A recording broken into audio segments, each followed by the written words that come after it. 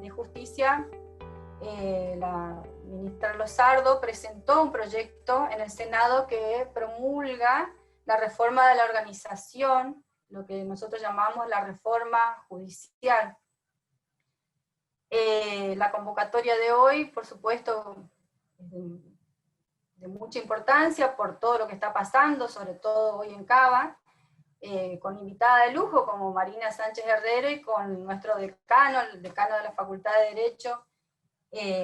Es simplemente para analizar estos puntos sobresalientes de la reforma, del proyecto que ya tiene media sanción en la Cámara de Senadores, que nos preocupa muchísimo, y poner sobre la mesa aspectos de que la mayoría de los abogados de la República nos está interesando y preocupando.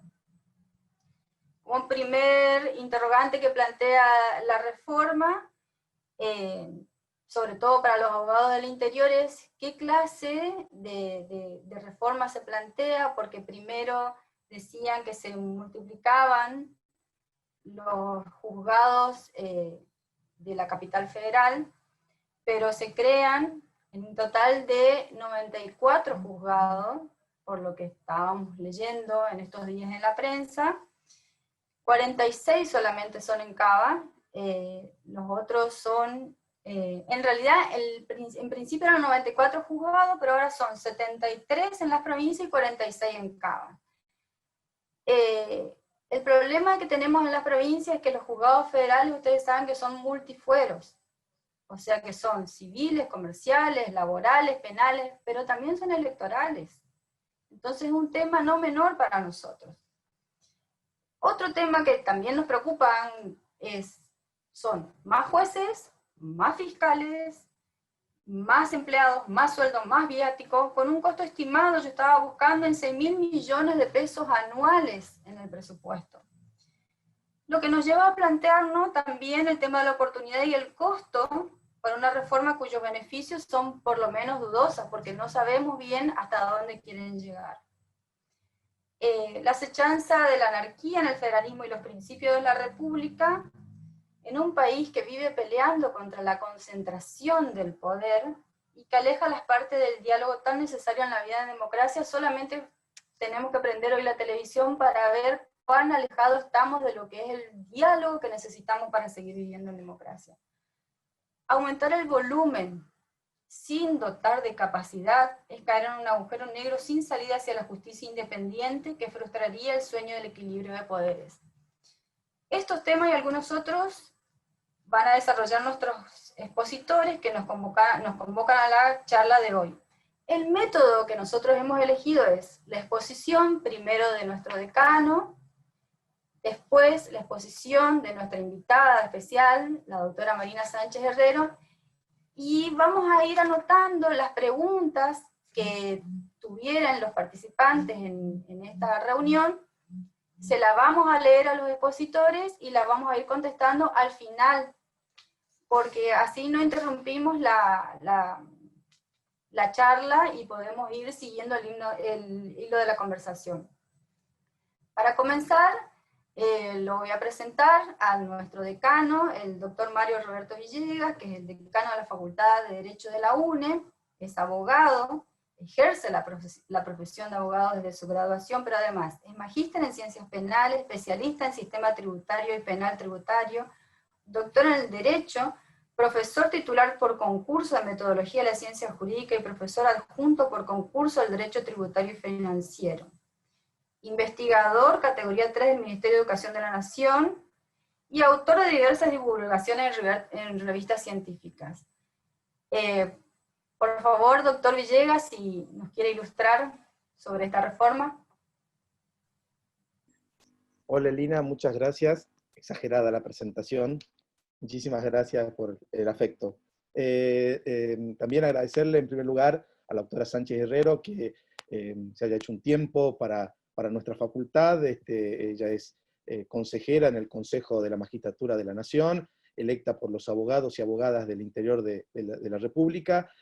Así que para nosotros es un gran gusto que nos acompañe esta jornada de un grupo de charlas que venimos realizando desde nuestra facultad. Esta es La primera que hacemos exclusivamente desde nuestra facultad, porque venimos trabajando con otras facultades de Derecho del país, en una serie de jornadas de debate, de seminarios permanentes de debate sobre la reforma judicial. También quisiera agradecerle la presencia a nuestra vicedecana, la doctora Hilda Zárate, a la doctora Verónica Torre, también decana de nuestra facultad y actual secretaria general académica de nuestra universidad. Veo también legisladoras y legisladores de nuestra provincia y de la provincia del Chaco, concejalas y concejales de nuestra ciudad de Resistencia y de nuestra ciudad de Corrientes, que nos están acompañando, también funcionarios judiciales, profesoras y profesores de nuestra facultad, y público en general, colegas de la actividad profesional. Agradecerles profundamente a todos por la participación en esta actividad. Yo, estábamos hablando con Marina antes de empezar, quería bueno, hacer una pequeña introducción sobre la temática de la reforma judicial y bueno, dejarle a Marina, que tiene un análisis mucho más profundo sobre la cuestión técnica de la reforma judicial, sobre cómo se viene desandando este proceso, que es un proceso, como bien lo planteó Elina, al menos que plantea una serie de interrogantes sobre su desarrollo. También agradezco la presencia de los funcionarios de nuestra facultad, de nuestra universidad, que nos están acompañando. Bueno, les decía, lo primero que quería plantearles en esta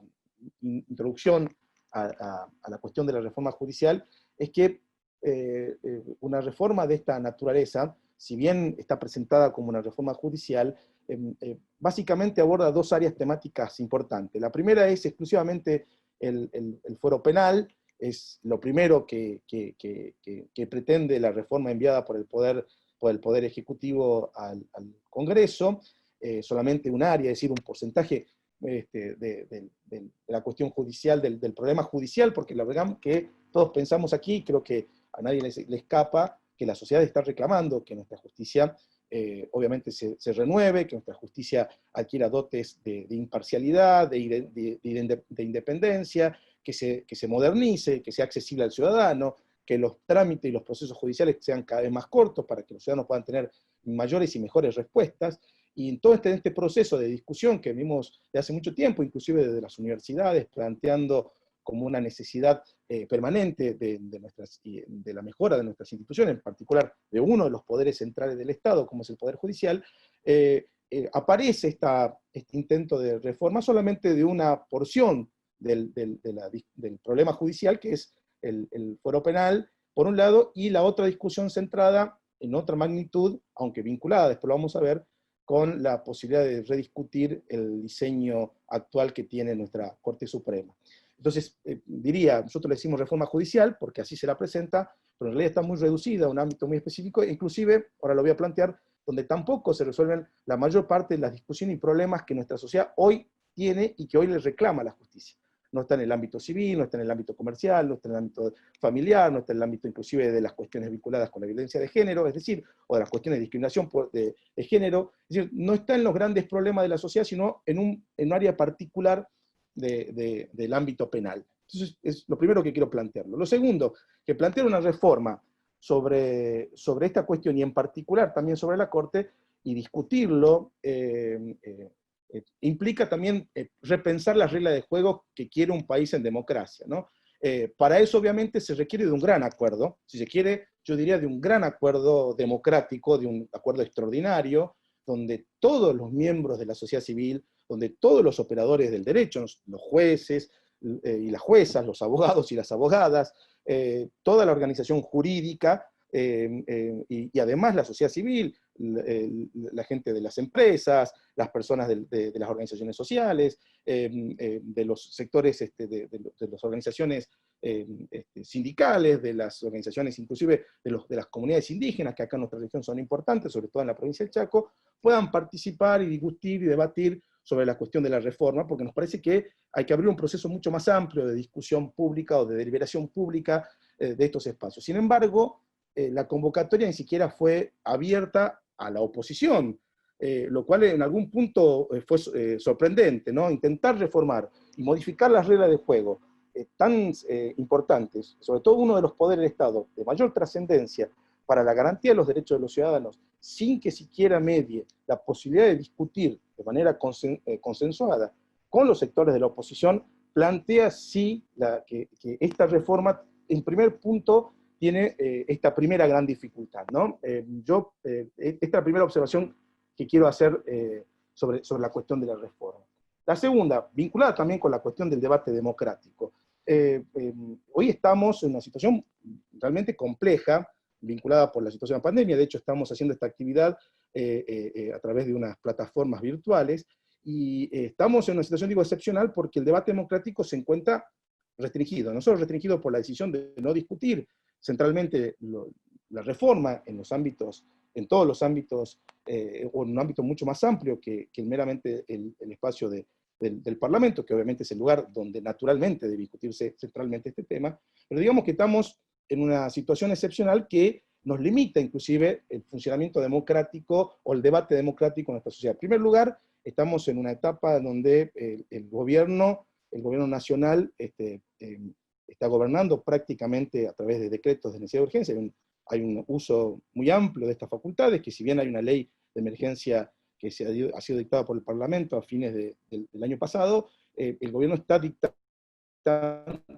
de decretos, con lo cual restringe en parte constituir una comisión especial para el fortalecimiento de la justicia de los ministerios públicos. En ese punto es una comisión técnica decidida por el presidente de la República, con una mirada, diría yo, al menos tecnocrática del problema, aun cuando uno puede plantear de que está conformada por personas que uno las conoce, porque las ha leído, porque ha discutido algunas de sus ideas, que tal vez tengan un perfil casi similar, ¿no? Si no hay una pluralidad de voces en esa comisión, y si quieren, y me adelanto a una posición también, diría que inclusive integran esa comisión personas que pueden tener hasta conflictos de intereses, porque son personas que inclusive litigan en la Corte Suprema por causas resonantes, por lo menos en la opinión pública, ¿no?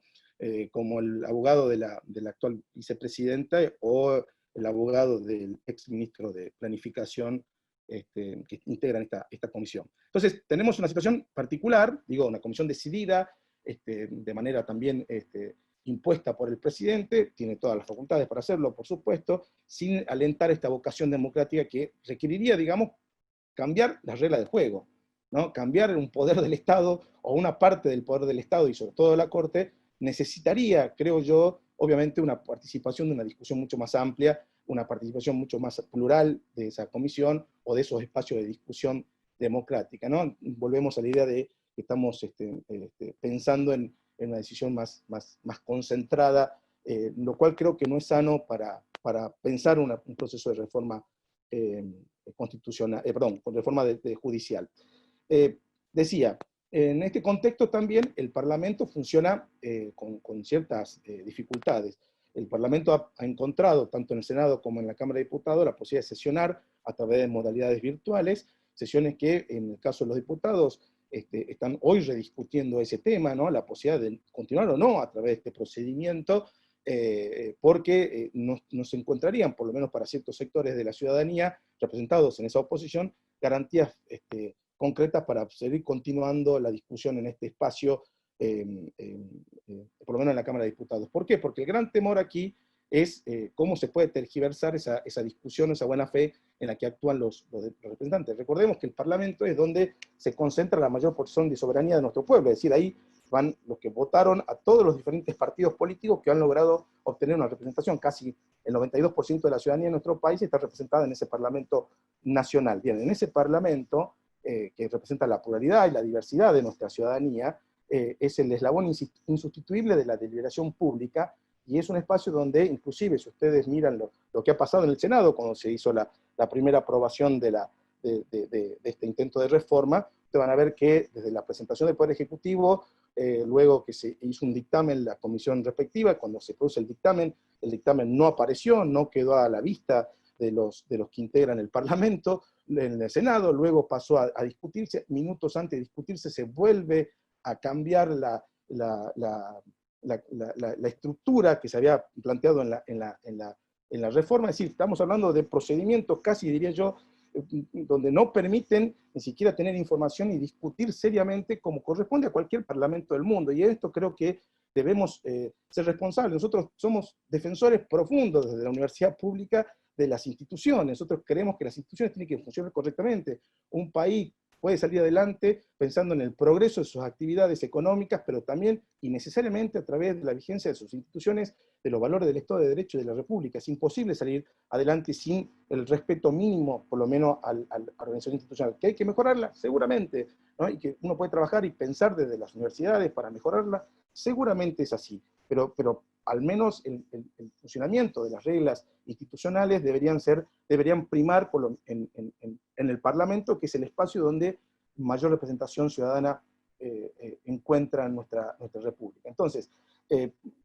pensar en ese punto creo que en una situación tan compleja como la que estamos viviendo, nos hace replantear si el proceso de reforma es un proceso que viene madurado correctamente, es decir, no se ha discutido suficientemente, no se han habilitado espacios de deliberación pública, de canales de consulta a todas las ciudadanas y los ciudadanos de este país que estén interesados en discutir. Piensen ustedes cuando hace 5 años discutíamos el Código Civil y Comercial unificado de nuestro país, hubo una ronda importantísima de consultas. Nuestra universidad, como muchas universidades públicas, fuimos una sede donde se instaló un dispositivo online, inclusive para que todo el país pueda ver las opiniones de la gente que estaba aquí en Corrientes y en la región y en el Chaco sobre las temáticas de la reforma del Código Procesal, del Código Civil y Comercial de la Nación, que ya tiene 5 años de vigencia, es decir, un proceso de deliberación mucho más amplio, inclusive de participación, en la cual una centena de importantes académicos de todo el país aportaron sus ideas para la construcción de ese código. Bueno, hoy estamos frente a una situación totalmente diferente, absolutamente diferente, ¿no?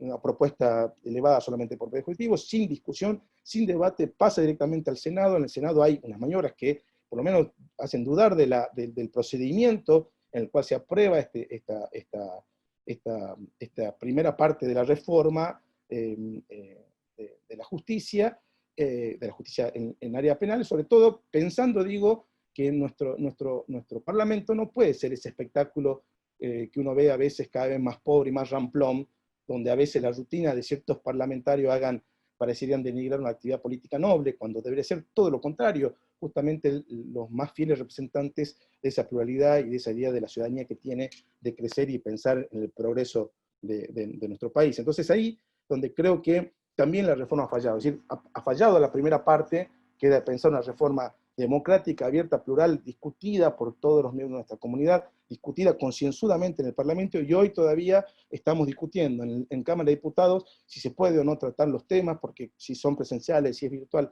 La verdad que la situación se vuelve también muy confusa, y eso conspira contra una idea de algo que la sociedad necesita, ¿no? Que es mayor transparencia, mayor claridad, una fuerte identidad de nuestra comunidad, de nuestra sociedad con sus instituciones, ¿no? Este proceso creo que lo ha entorpecido un poco, y esta es una mirada que tengo sobre el primer problema. La otra cuestión es que, si bien una cosa parecería plantearse la reforma judicial y otra la Comisión para el Fortalecimiento de la Justicia, en ambos casos las propuestas pueden estar vinculadas. Entonces, eso de dividir el proyecto por un lado y la comisión por el otro, en realidad van por un mismo andarivel, porque se pueden discutir instituciones, como por ejemplo el juicio por jurado, donde implicaría una propuesta que puede surgir de la Comisión para el Fortalecimiento de la Justicia, la posibilidad del juicio por jurado, que después pueda llegar a afectar o impactar directamente a través del proyecto de reforma judicial en los casos que están en el candelero vinculado con cuestiones que entristecen mucho, como es la corrupción de algunos que ostentaron el poder en algún momento en nuestro país. La segunda cuestión que quiero marcar, entonces, más allá de esta cuestión de que las reglas del juego y el debate democrático no se sientan muy claros, por lo menos en el proceso de reforma, es en el momento en el que estamos discutiendo la reforma. Es decir, recién, estamos gobernados por decreto, en un parlamento funcionando a medias, por la realidad institucional en la que vivimos, estamos funcionando con cierta precariedad, y aún así en esa precariedad estamos en una situación anómala, ¿no? Por lo menos en los procedimientos que se usan en el Parlamento. Entonces estamos en una situación compleja. Aún así, si bien el otro día teníamos una charla con el doctor Gargarella con otra facultad de Derecho, y el doctor Gargarella decía, nunca es un momento oportuno para reformar la justicia, porque siempre el momento oportuno para reformar la justicia es a veces donde los intereses de los sectores de poder lo impulsan.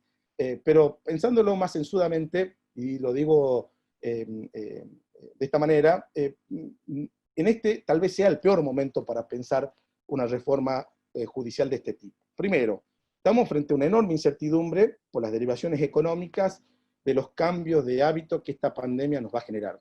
Hay locales que en algunas ciudades del país hace más de 160 días que permanecen cerrados. Hay actividades que no se realizan de hace más de 160 días en este país. Hay muchos ciudadanos que dependen cada vez más de la ayuda estatal, ¿no? Lo cual también esto preocupa porque la ayuda estatal tiene un límite y en algún momento hay que pensar alternativas para que esas personas puedan realmente incluirse en la vida laboral y no permanecer excluido a través de la ayuda de la asistencia estatal. Hay 1 millón de personas casi desempleadas, más en este país, alrededor del 23% entre desempleados y personas que están en inactividad. Hay trabajo en blanco registrado en este país, hay 46% de las argentinas y los argentinos, de las personas que viven en este país, es decir, más del 50% de nuestra economía es informal. Tenemos un salario promedio, el salario promedio más bajo de los últimos 18 años en nuestro país. Los jubilados y pensionados prácticamente recibieron un recorte hasta junio, julio de este año de un 10,8%, de acuerdo a lo que le correspondía por ley que había sido aprobada por el Congreso. Las empresas prácticamente están exhaustas en toda la geografía de la República.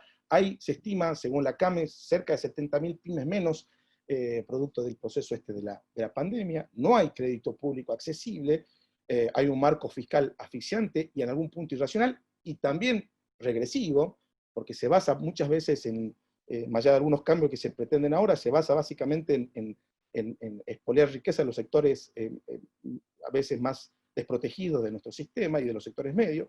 Las regulaciones laborales y de otro tipo parecerían no ser propias de este contexto en el que nos encontramos de hace unos cuantos años, con un mundo globalizado, con otras exigencias que parecerían estar regulados o pensados para una Argentina de hace 70 años atrás. 45% de pobreza es lo que se está por estimar aproximadamente ahora en breve. El INDEC debería estar informando más o menos estos números. Para fin de año UNICEF estima 63% de niñas y niños pobres en nuestro país. Hablando de los niños, hace 6 meses que los chicos no tienen clases, y lo cual es un problema porque hay una gran diferencia, ¿no? A ver, creo que la educación muestra con mayor claridad, o es el espacio de mayor claridad, se muestra la desigualdad social, geográfica, digital y de género que hay en nuestro país. Y la verdad que en esta situación apremiante, creo que no estamos pensando la educación como algo esencial, sino que no digo la presencialidad, digo la educación como algo esencial, porque no se han generado estrategias para que los chicos puedan y chicas puedan educarse correctamente y no tener un fracaso escolar rotundo de una generación o que pueda afectar realmente a una generación entera. En nuestro caso, en las universidades, nosotros estamos sufriendo un fuerte ajuste presupuestario. No lo voy a comentar para ser breve en esta exposición, pero le estoy mostrando el contexto en el que estamos. Y digo, fuerte ajuste presupuestario, lo puse en concreto no solo porque nos afecta como operadores universitarios o como gestores universitarios, sino porque además la educación universitaria es esencial si queremos que nuestro país forme generaciones de personas que sean capaces de involucrarse en la economía del conocimiento, y es fundamental que la universidad pueda jugar un rol estratégico en eso.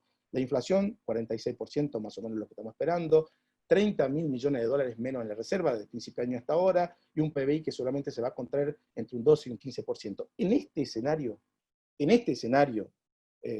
tal vez uno de los más difíciles en años en nuestro país, bueno, en este escenario se plantea la reforma judicial. Reforma recién, Elina, la doctora Nicolás, hacía un planteo sobre la cantidad de cargos a crearse. Bueno, entre magistrados, fiscales, defensores, etcétera, etcétera, etcétera, tenemos en todo el proyecto cerca de 1.739 cargos nuevos, según un informe de una organización llamada Unidos por la Justicia, una organización civil que trabaja en estos temas. 1.739 cargos nuevos. La verdad que es muchísimo, ¿no? 80% de esos cargos nuevos, les estoy hablando, a ver, cuando digo cargos nuevos, son aproximadamente 370 magistrados, fiscales, etcétera, en total, de los cuales son 293 en las provincias, 77 en la ciudad de Buenos Aires, y de empleados y funcionarios 1.369 en total, 1.226 en provincia y 143 en la ciudad de Buenos Aires. Eso hace el total de 1.739 cargos. De los cuales 80% de esos cargos van a ser constituidos en ciudades o en provincias donde el gobierno nacional o el partido del gobierno nacional gobierna. Entonces, es decir, el 80%, hoy salió un informe en Infobae, se los recomiendo, está publicado, lo pueden consultar, el 80% de estos cargos van a provincias o localidades donde el oficialismo gobierna, lo cual hace sospechar también la condición en la cual pueden aparecer esos cargos. Recién Elina decía una cifra, según este informe de Unidos por la Justicia, entre los sueldos, entre la infraestructura que se necesita previa para empezar, entre la inversión en TICs, hay un costo aproximado de 10.031 millones de pesos para poder instrumentar esta reforma de la justicia. 10.031 millones de pesos. Ese es el monto que se estima cuando el proyecto original que mandó el Ejecutivo prevía 3.037 millones de pesos. Es decir, se triplicó desde que el Poder Ejecutivo lo envió hasta que aprobó el Senado, se triplicó el costo de la reforma, sin contar todos los otros costos que una reforma de esta naturaleza significa, ¿no? En primer lugar, equipar una oficina, comprar computadoras, papel, toner, qué sé yo, comprar, tener personal, tener, no sé, manejarse automóviles, choferes, teléfonos, es decir, un conjunto de costos, lapiceras, un conjunto de costos que obviamente no están previstos inicialmente y que obviamente eso tiene que estar presupuestado en algún momento para que esto pueda funcionar. Imagínense la envergadura del costo que implica este proceso de reforma en las condiciones previas a lo que yo les acabo de contar. Es decir, ajuste muy grande de los sectores asalariados, de la educación, por citar ejemplos, un mecanismo de presión fiscal muy grande, sobre todo para las pequeñas y medianas empresas. En ese contexto pensamos en la reforma judicial con estos costos. La verdad que es verdaderamente irracional, sin el debate que me parece a mí debería corresponder en estos espacios. A propósito de esta idea de la reforma, 2 o 3 problemas y con esto cierro para hacerle una referencia. La primera cuestión, creo que lo que mira la sociedad respecto del proceso de reforma es que hay, cuando uno estudia en la facultad, estudia, por ejemplo, Derecho Político, hay una frase muy trillada del Manifiesto Comunista, ¿no? Yo la voy a cambiar la idea usando la metáfora, ¿no? Voy a decir, bueno, un fantasma recorre la reforma y es el fantasma de la impunidad. Bueno, aquí estamos frente a esa situación, ¿no? Estamos frente a una situación en la que muy probablemente la reforma esté muy cuestionada desde la sociedad porque hay un viso aparentemente de posible impunidad. Y no pensemos que no es porque la sociedad se pone caprichosa en pensar estos problemas, se salió a manifestar el otro día en varias ciudades del país, y también desde las universidades discutimos este tema. ¿Por qué? Basta con ver algunas decisiones que se han tomado hasta aquí, ¿no? Que nos hacen poder sospechar esta situación, ¿no? La Oficina Anticorrupción, separándose de una serie de causas de la cual era querellante, causa vinculada a la corrupción, desea de quién fuese la causa vinculada a la corrupción. Digo, causa vinculada a corrupción, la Oficina Anticorrupción, con el argumento de que era innecesario porque iba a demorar el proceso, un querellante más, se apartó de causas vinculadas a la corrupción. La Procuración del Tesoro también ha tenido algunas actuaciones, que inclusive se han sido muy cuestionadas. Cuando el procurador vino acá a Corrientes, tuvimos una conversación muy amena con él, pero una discusión también en torno a, algunas resoluciones que había tomado vinculadas con personas que habían tenido causas de corrupción en nuestro país, ¿no? O con la jubilación para el ex vicepresidente de la República. También la eliminación o el desmantelamiento del programa de protección de testigos, algo que fue clave también para investigar algunos hechos de corrupción, y como les decía hoy, una comisión centrada, discutida para la reforma y fortalecimiento de la justicia, donde participan figuras o abogados vinculados al poder y que hacen sospechar que esto tiene otra impronta, que no es reformar para mejorar, sino tal vez para algún margen o algún planteo posible de de discusión en estas ideas. Por eso, lo primero que veo como un problema es el problema que puede aparecer, el problema de la impunidad.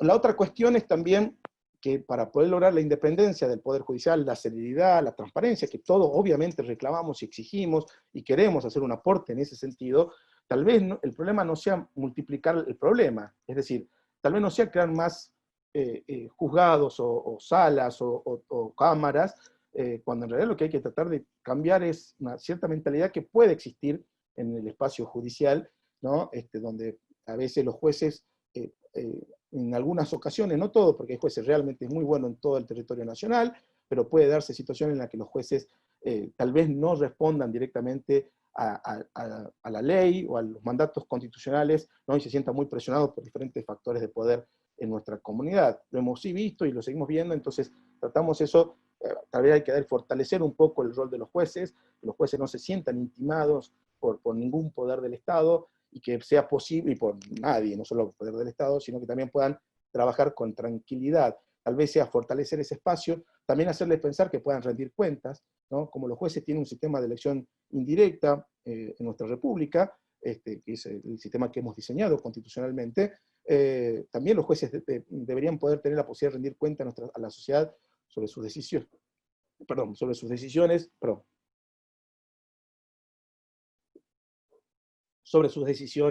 y que la sociedad pueda ejercer control, ¿no? del trabajo de los jueces. Y el tercer problema es respecto al acceso a la justicia, ¿no? En ningún momento se piensa en este proceso de reforma generar instrumentos para que sectores de la sociedad que hoy no pueden acceder a la justicia lleguen. No se ha pensado todavía, por lo menos en el proyecto de reforma, no sé si después se discutirá en la comisión, lo del juicio por jurado, lo que está en la Constitución Nacional, en el artículo 24, en el 118 de la Constitución, también la regular algunos delitos penales que afectan directamente al orden público y a los poderes públicos, al orden constitucional, eso que está establecido en la cláusula constitucional como defensa del orden constitucional y democrático, o delitos contra la administración pública, tal vez deberíamos repensar para poder regularlos, para que, por ejemplo, los casos de corrupción sean castigados con la severidad que deberían tener, ¿no? Entonces, de esa manera puede servirnos ese ejemplo que nuestros legisladores parecería ser cada vez que hay una elección se promete condenar a la corrupción, ¿no? Inclusive hay gente que habla hasta de una CONADEP de la corrupción. Bueno, hagamos camino para que este control republicano, para que la democracia participativa sea capaz de lograr ese tipo de transformaciones. Y también pienso que nuestro país, la Argentina, necesita que nuestros legisladores debatan otros temas de mucha más trascendencia. Recién les comentaba mi mirada sobre cuál es el contexto social en el que estamos. Bien, Argentina necesita que nuestros legisladores y legisladoras debatan leyes vinculadas a qué construcción, de qué estado, de la construcción de un estado de calidad. A ver, pensar nuevamente un estado de calidad donde haya una justicia independiente y moderna y eficiente y accesible al ciudadano en el marco de ese estado de calidad, pero que ese estado de calidad también sea promotor de mejores y mayores bienes y servicios, que podamos tener una infraestructura acorde en caminos, sin conectividad, en todo el territorio de la República. Nuestra República es federal, pero en el sentido nominal, formal, porque en la práctica la verdad que tenemos una serie de dificultades, sobre todo los que estamos en el interior de la República.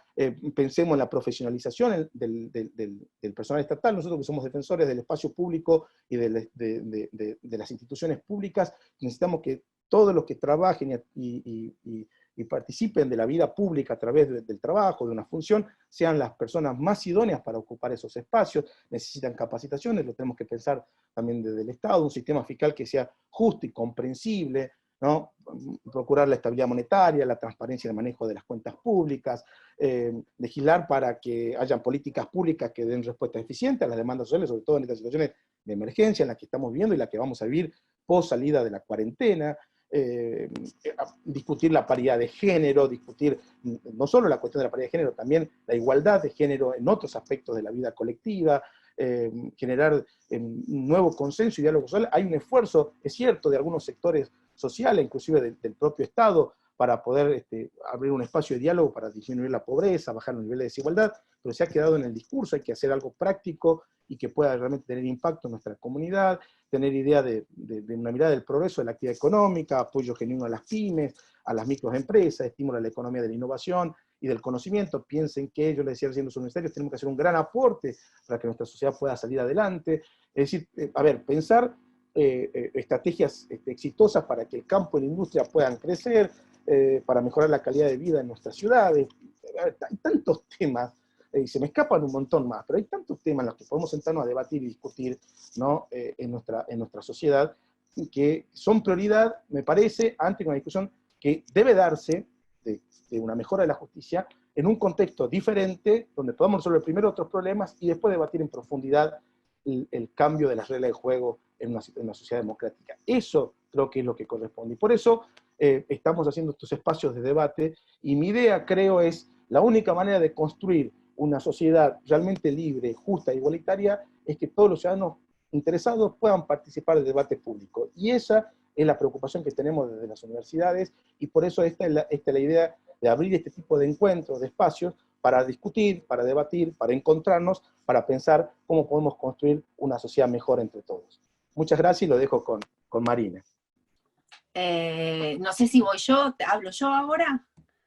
¿Viene mi momento? Después de vos, Mario, es muy difícil avanzar en un análisis porque has hecho un análisis brillante realmente, además absolutamente integral, completo, no te limitaste al texto, hablaste de contexto, o sea que, bueno, primero agradecer profundamente. Lo que primero quiero hacer es presentarte, Marina, porque hay mucha gente, hay muchos que te conocemos porque te recorriste el país cuando te postulaste, digamos, para el Consejo de la Magistratura, pero hay mucha gente que se conectó por primera vez con nosotros. Entonces yo le quiero contar quién sos. Dale. Bueno, la doctora Marina Sánchez Herrero es abogada, ejerce la profesión en Mar del Plata, es representante de los abogados del interior del país en el Consejo de la Magistratura Nacional, y fue la primera mujer en la historia del cuerpo a acceder a la vicepresidencia del Consejo de la Magistratura. Asumió sus funciones en el año 2018, por eso es que tenemos cierto contacto con Marina, porque se recorrió el país, la verdad que explicó muy bien todas las propuestas y nos representa muy bien en el Consejo de la Magistratura. Ahora sí, Marina, queremos escucharte. Gracias, Celina, muchas gracias. Bueno, a ver, primero agradecer el espacio, agradecer a las autoridades, agradecer a todos los que están acá presentes. Sepan que para mí dar una charla en el ámbito de una facultad de Derecho, de una universidad, siempre es un placer. Lejos de que me tengan que agradecer ningún tiempo que pueda dar para esto, la agradecida soy yo. Me parece que en los ámbitos donde todos nosotros nos formaron, y seguramente haya alumnos que se estén formando, son los ámbitos naturales para debatir este tipo de cuestiones, ni hablar en las facultades de Derecho, el debate de lo que tiene que ver con el tema de la justicia, que es un tema tan central, que es un tema que hace a la República, que es un tema que hace a eso que nos enseñan a nosotros en primer año de la facultad, que es la paz social, la organización social.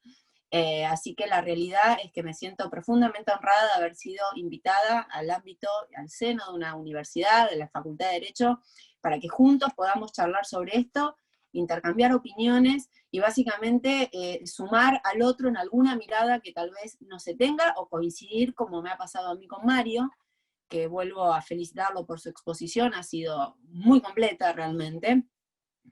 Y la verdad es que tengo muchas coincidencias con su visión.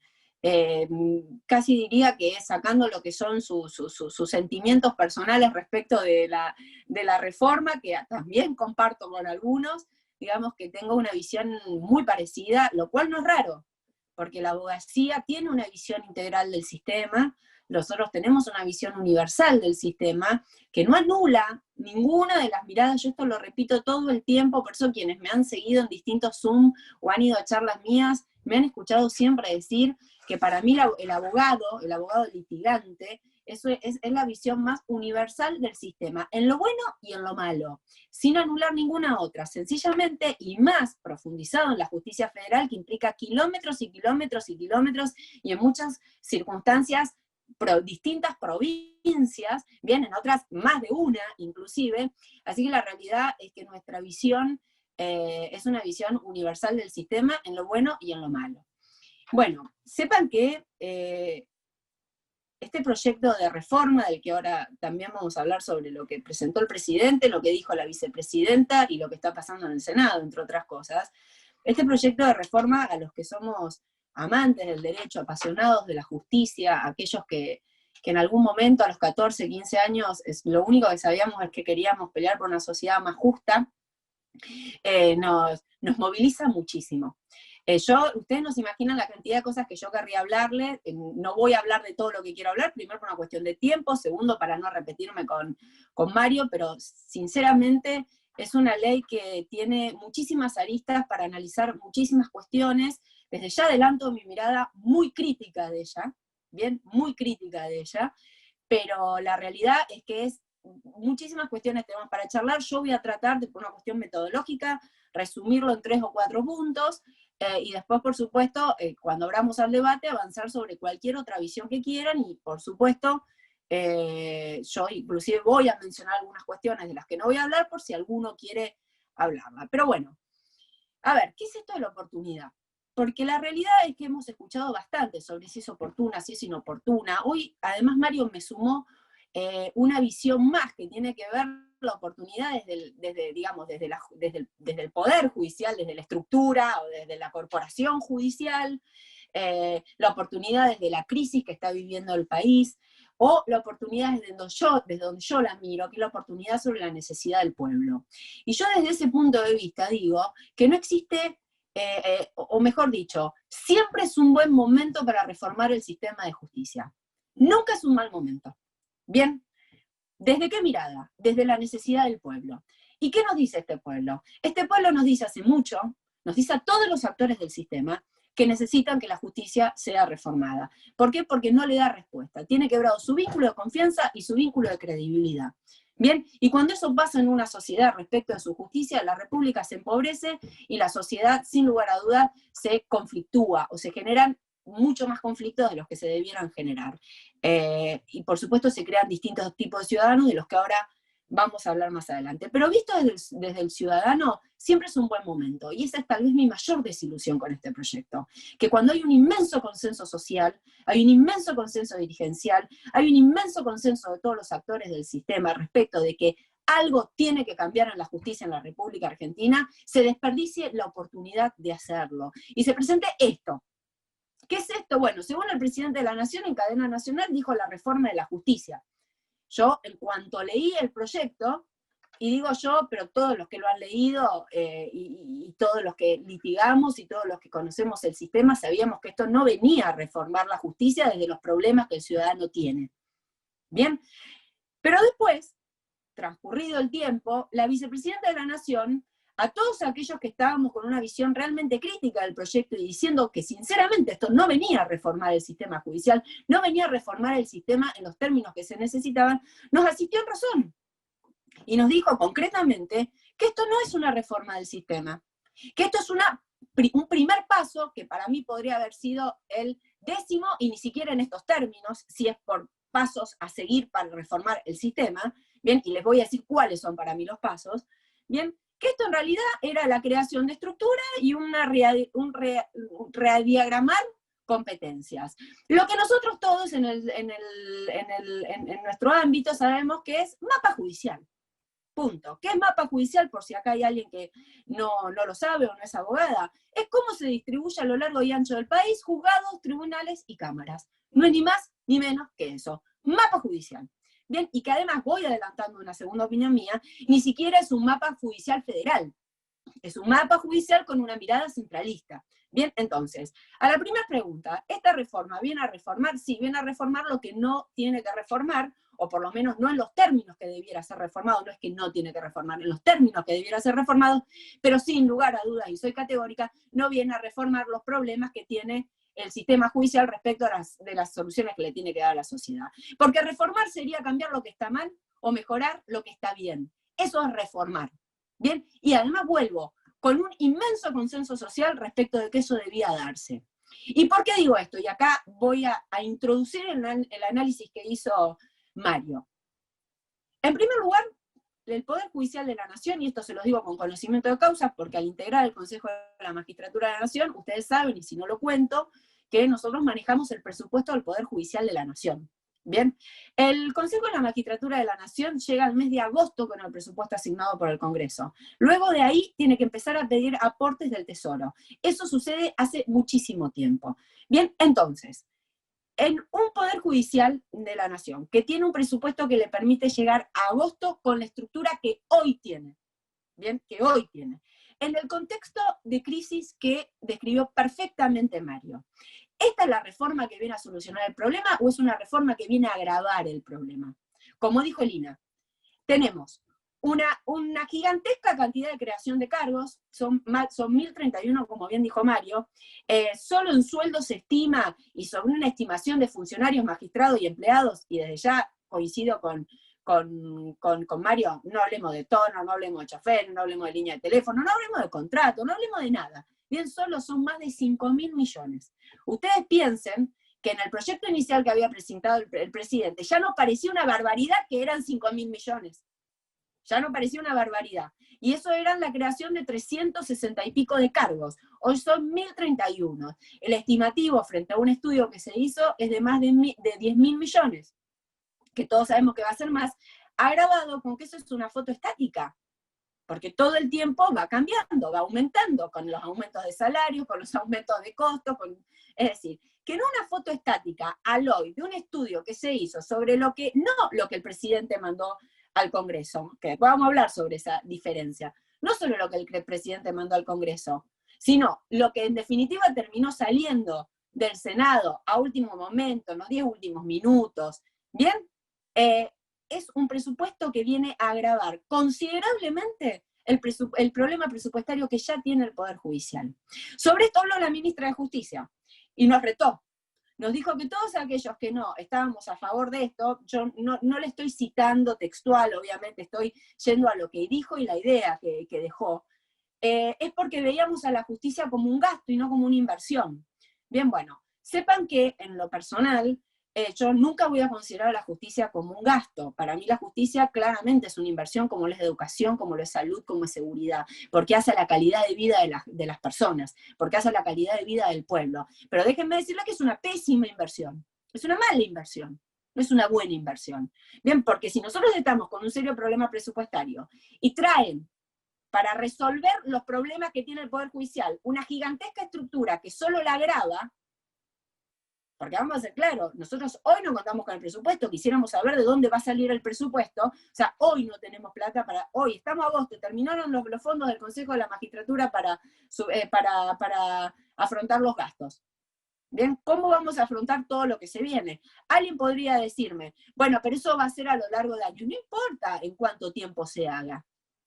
Por eso estoy hablando de la instantánea de hoy. Cuando sea que se vaya haciendo, se va a ir profundizando el problema presupuestario que tiene la justicia. Entonces, a la primera pregunta, para empezar a desasnar un poquito sobre el tema de si es el proyecto que viene a resolver los problemas.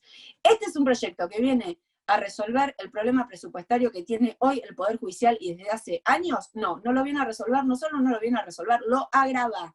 Y todavía no tenemos en claro cuál es la forma en que van a solucionar lo que no han podido solucionar hoy. Bien, porque hoy nos tienen que asistir en recursos.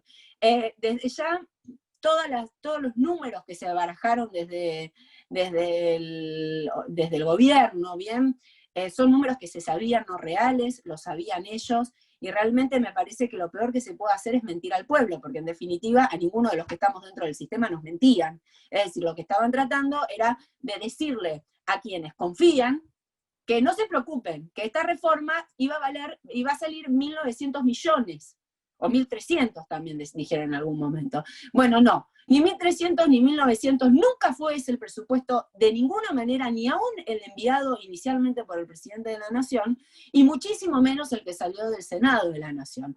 Así que es un proyecto que desde el punto de vista presupuestario nos agrava, no nos beneficia. Después hay dos temas centrales. Uno tiene que ver con que es una reforma respecto de una justicia que tranquilamente es la foto de una justicia de hace 50 años, que desgraciadamente es la foto de nuestra justicia actual, pero que está pensada como si fuera la justicia de hace 50 años. Y les digo por qué. Miren, no hay ninguna visión sobre justicia futura en este proyecto. Ninguna visión sobre justicia futura. En esta redistribución o creación o multiplicación o suma de cargos que se llevan adelante a través de este proyecto, no se resuelve el problema serio que tiene la justicia respecto de su funcionamiento. ¿Y cómo quedó demostrado esto? Mira, nosotros en octubre del año pasado declaramos la emergencia en materia de tecnología y la emergencia en materia de infraestructura. Es decir, el Consejo de la Magistratura de la Nación dijo que no puede afrontar los serios problemas en materia tecnológica y en materia de infraestructura que se tiene en el Poder Judicial de la Nación. A eso, que era una verdad que yo conocía al haber recorrido el país, bien, que vi las cuestiones de infraestructura, vi lo que me contaban los jueces que trabajaban, que muchos trabajan y muy bien, entre otras cosas. Nosotros no nos olvidemos que estamos hablando de sistema, no estamos hablando de las personas, estamos hablando de cómo falla el sistema, bien, que además me lo contaban mis colegas, respecto de cómo trabajaban y cómo dejaban de trabajar. Perdón, ahí está. Cómo trabajaban mis colegas. Bien, todo eso que nosotros sabíamos desde la abogacía, todo eso que se sabía desde el Consejo, porque se declaró la emergencia en octubre del 2019, bueno, quedó al desnudo en la pandemia. No nos engañemos entre nosotros, el Poder Judicial no entró en feria por una teoría conspirativa respecto de que no quiso funcionar. El Poder Judicial no pudo funcionar en la pandemia. No es que no quiso funcionar en la pandemia. Después, si quieren, les cuento cómo fue que se fue restableciendo. Pero la realidad es que, sacado los primeros 15, 20 días, que yo ya lo dije, inclusive cuando hablé con colegas de Chaco, yo lo hablamos mucho este tema, yo tengo una mirada positiva de la adopción de postura que tuvo tanto el Poder Judicial como el Poder Legislativo, de las primeras medidas, llamémoslo de los primeros 15 días que se llevaron adelante en este país en ocasión de la pandemia. Una crisis que nos vino, que no es culpa de nadie, que nadie la buscó y que sinceramente nadie la puede seriamente aprovechar. Bien, pero la realidad es que transcurridos esos 15, 20 días, fui yo la que planteé ante el Consejo de la Magistratura de la Nación que debíamos pronunciarnos ante la Corte respecto del restablecimiento del funcionamiento pleno del Poder Judicial, sabiendo yo que eso no podía ser instantáneo, bien, pero que se tenía que empezar a trabajar. Entonces, en un Poder Judicial con emergencia en materia de tecnología, en un Poder Judicial en emergencia en materia de infraestructura, y en una pandemia que nos dejó absolutamente al desnudo que el Poder Judicial no podía funcionar si no era yendo nosotros con un papel para que nos pongan un sello de goma, vienen a crear una inmensa estructura de cargos, bien, una inmensa estructura de cargos, sin estar acompañado de las herramientas tecnológicas que se necesitan para que funcione ni hablar lo que hay, y ni hablar de lo que se va a sumar. ¿Y por qué digo esto? Primero que la inversión en materia de tecnología es muy inferior a lo que implicaría, miren lo que les voy a decir, no la reforma del Senado, el proyecto que salió del Senado, el proyecto que ingresó el presidente, o sea, no lo de los 10.000 millones, ya era inferior al de los 3.000 millones, 4.000 millones, ¿bien? Entonces, ¿cuál es el problema de no pensar la justicia con visión de futuro y mantenerla pensando como si fuera la justicia de hace 100 años? Bueno, dos derechos fundamentales se violan, y lo sabemos todos nosotros que ejercemos. Primero, miren este derecho fundamental, que es el acceso igualitario de los ciudadanos de la República Argentina a la justicia. No es que no tienen acceso a la justicia, no hay igualdad de condiciones para acceder a la justicia. Bien, en un país, yo no voy a explicarlo en estos ámbitos, porque sé que lo conocen, pero vale la pena graficarlo. En un país donde un ciudadano tiene que hacer cientos de kilómetros para acceder a una primera instancia, y cientos de kilómetros para acceder a una segunda instancia, ni hablar a la Corte. Bien, y siempre lo digo porque me parece que tal vez lo que más me duele de este proyecto, bien, lo que tal vez más me duele es que no se resuelva ese problema.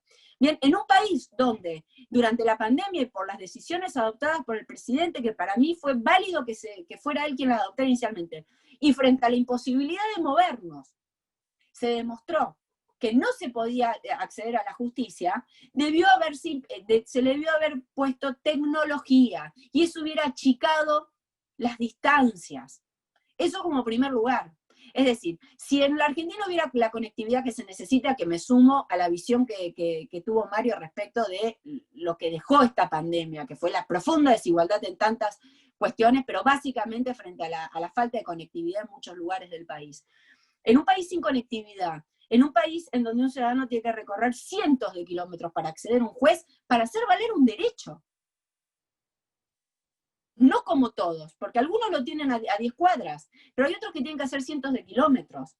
En un país donde eso no está garantizado, lo primero que se debió haber hecho fue invertir en tecnología para achicar esas distancias, para que todos los ciudadanos de la República Argentina puedan tener igualdad de acceso. Miren, hoy en Argentina, yo cuando empecé a recorrer el país lo hablaba en potencial, yo ya hoy lo afirmo. Hoy en Argentina, y siempre lo digo, me parece importante que lo tengamos claro, hoy en Argentina hay 3 tipos de ciudadanos. El ciudadano poderoso, que se sabe inmerso. A ver, ¿por qué hablo de poder? Porque la justicia es todo en una sociedad civilizada. La justicia es la última palabra en materia de legalidad, la justicia es el resguardo, la justicia es la contención, la justicia es la paz. Bien, entonces hay un sujeto poderoso que se sabe absolutamente que tiene todas las herramientas para poder acceder a la justicia, y sabe que a diferencia de él hay otros que no, lo cual eso ya le da una situación de poder. Bien, después hay un sujeto doblemente vulnerado. Lo primero es la propia concepción o la propia visión de que ha sido vulnerado en un derecho. No importa si le asiste a razón o no. Él siente que alguien lo ha vulnerado en un derecho que tiene. Y la segunda es la imposibilidad de acceder en igualdad de condiciones a un juez para hacer valer ese derecho. Por supuesto, convirtiéndolo en un sujeto, en un ciudadano de segunda, o por lo menos así lo percibe él, angustiado, frustrado, no contenido. Bien, en esa inmensa frustración y en esa inmensa angustia, creamos ese sujeto vulnerado y vulnerable frente al otro. Bien, está el tercer ciudadano, que en realidad es un desprendimiento del segundo, que está vulnerado, es vulnerable, sabe que hay alguien que se sabe poderoso y dice, yo no podré ir a la justicia, pero la justicia me la voy a hacer. Yo justicia voy a tener.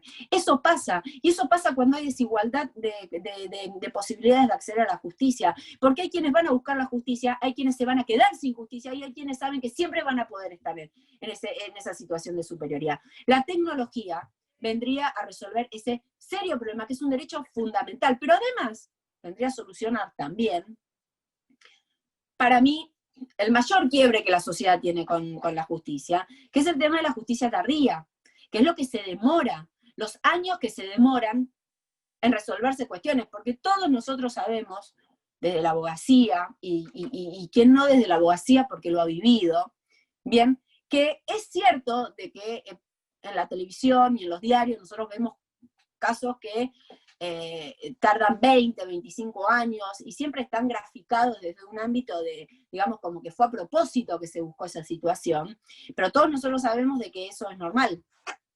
En eso no nos podemos mentir. Y todos nosotros sabemos que la justicia tardía no es justicia aunque me den la razón. Porque yo ya no soy ni siquiera el mismo que era al momento de plantear el conflicto. Porque en el medio me pasó una vida, 20 años. En el medio me pasó una vida, yo ya ni siquiera sé si quiero seguir con eso. Muchos en realidad quieren llegar al final por una cuestión personal, pero no importa que el juez le dé la razón o no. ¿A quién le importa después de 20, 25 años que un juez le diga, che, tenías toda la razón del mundo, ese incumplimiento contractual que vos sentiste? Sí, bueno, hace 20 años era. La realidad es esa. Ahora, ¿saben en cuánto se reduce un proceso digitalizado? Miren, en un proceso que se estime en una primera instancia en 8 o 9 años, pasa a tener un plazo máximo de 1 año y medio. Máximo. Puede ser menos inclusive. Ni hablar que cuando se le imprime oralidad. Ni hablar cuando se le imprime oralidad. Entonces, la mirada de una justicia futura que no tiene este proyecto, que es una foto vieja de la justicia vieja argentina, la de los en que agarro mi auto y llevo un papel para que me pongan un sello, hubiera garantizado el acceso igualitario de las personas de la República Argentina a la justicia, hubiera garantizado la justicia en tiempo oportuno, obviamente, y se hubiera básicamente optimizado ese mapa judicial que es la finalidad de este proyecto. ¿Y por qué digo esto? Porque todos sabemos que cuando se imprime tecnología, cuando se digitaliza, cuando se despapeliza, ¿bien? Todo se reduce. Y al achicar distancias, al conectarnos, al conectar a la República Argentina, a lo mejor ya no necesitábamos 900 o 1000 cargos. A lo mejor necesitamos 200, porque yo estoy convencida no estoy convencida, yo creo que el mapa judicial de la República Argentina debe ser revisado. Lo dije cuando recorrí el país y vi de lo que hablábamos. Así que yo estoy convencida de que el mapa judicial de la República Argentina tenía que ser revisado.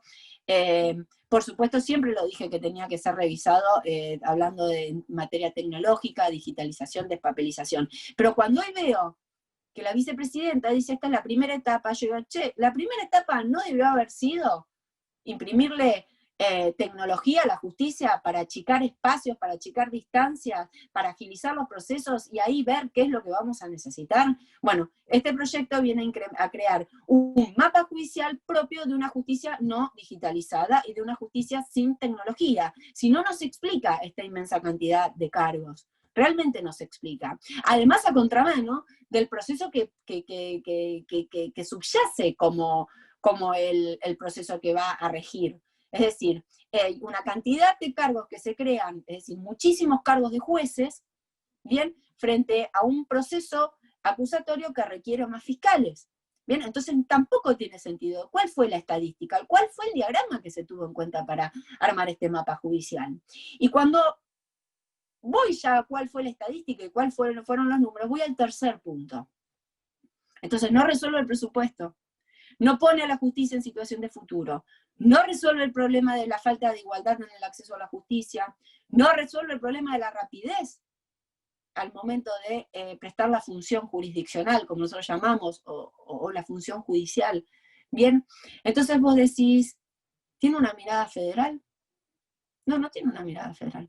Y eso es lo más claro del proyecto.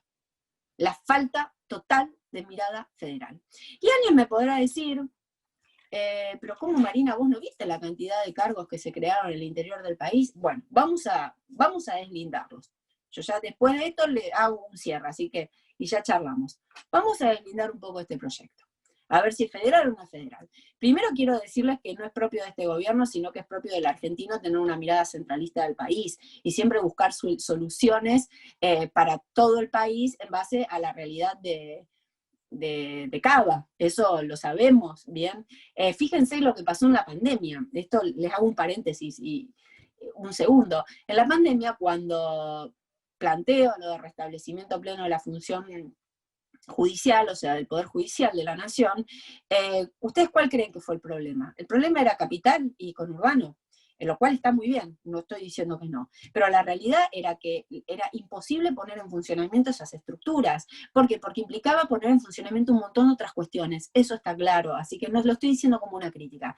Pero la realidad es que inmediatamente pedí, y eso fue acogido, el pronunciamiento no, pero pedí que se creara una comisión de la que formé parte, y dije algo que después el presidente obviamente lo dijo él desde la medida sanitaria. Yo lo planteé desde el Poder Judicial, pero él lo dijo desde una medida sanitaria. Les aclaro que con esto no estoy siendo impertinente y diciendo de ninguna manera que el presidente hizo lo que yo dije. Digo, el sentido común le indicó a los sanitaristas, etcétera, y a mí desde la abogacía, de que lo primero que había que hacer era sectorizar a la República Argentina porque no todos tenían las mismas realidades. Y así como era cierto que en Capital había un exceso poblacional y una puesta en funcionamiento en un ámbito de 10 manzanas, nosotros teníamos el problema de la interjurisdicción, básicamente, que era tener que irnos de una provincia a otra, lo cual no podía suceder. Pero, no obstante, esta comisión se empezó a poner en funcionamiento la justicia federal en nuestro país. No obstante, las primeras planas de todos los diarios eran la justicia sigue en feria extraordinaria, y la realidad era que en casi todo el país la justicia se iba restableciendo.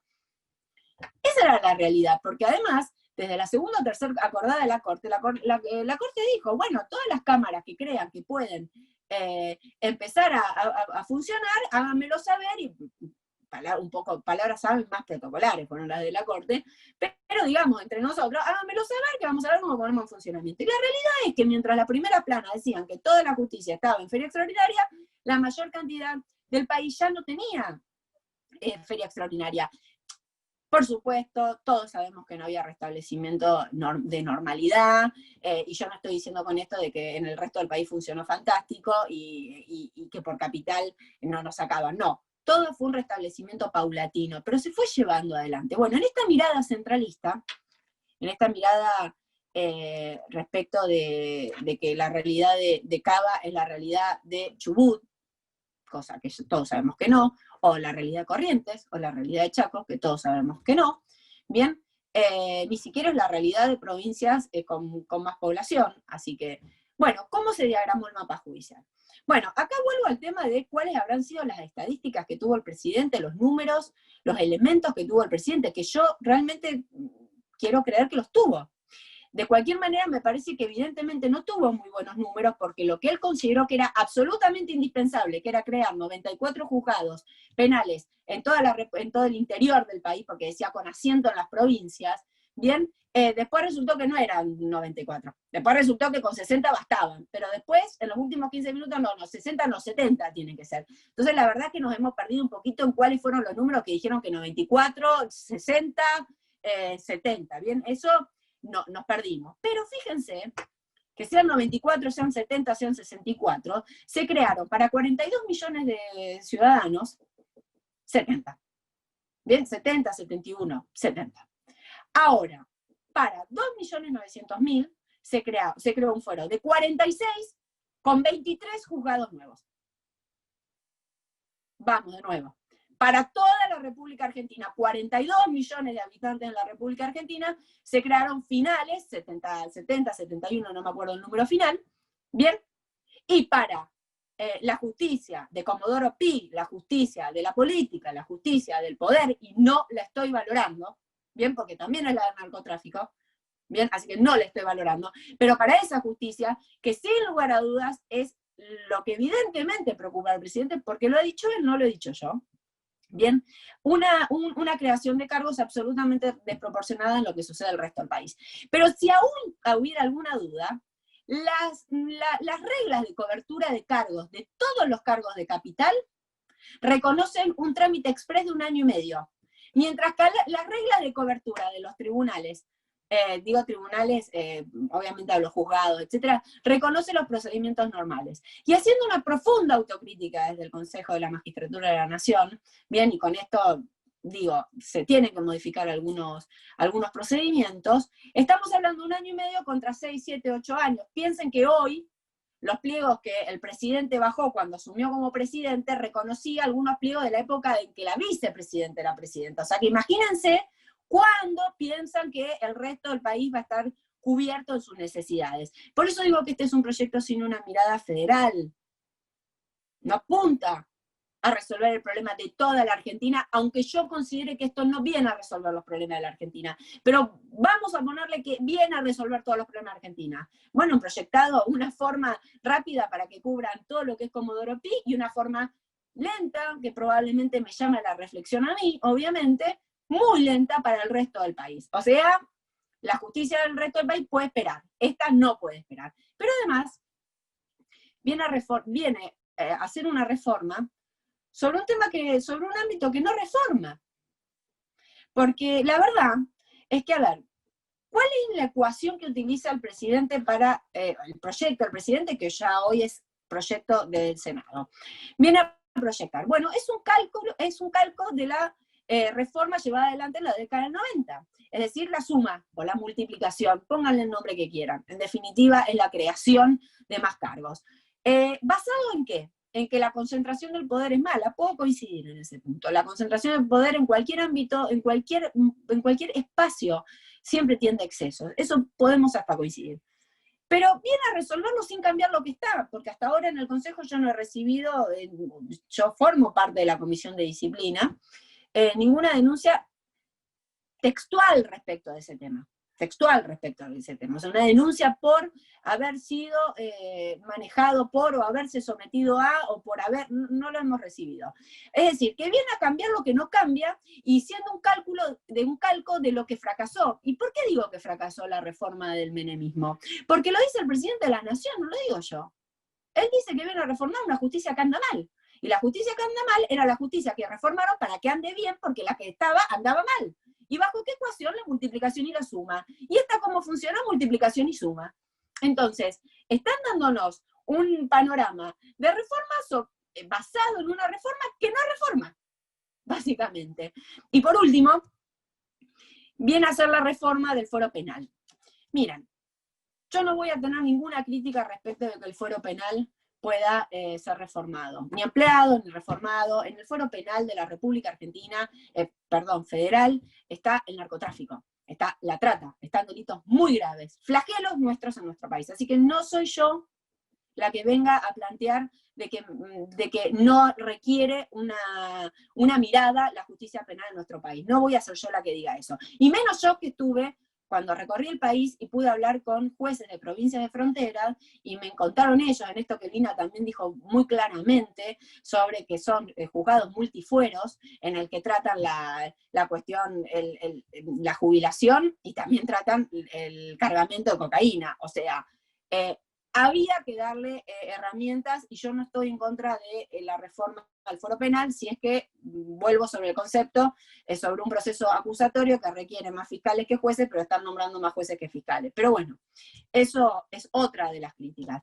Pero ¿cuál es el problema? Que se pierde la oportunidad de hacer una reforma sobre la justicia que la gente recurre de manera permanente, como es el ámbito de la salud.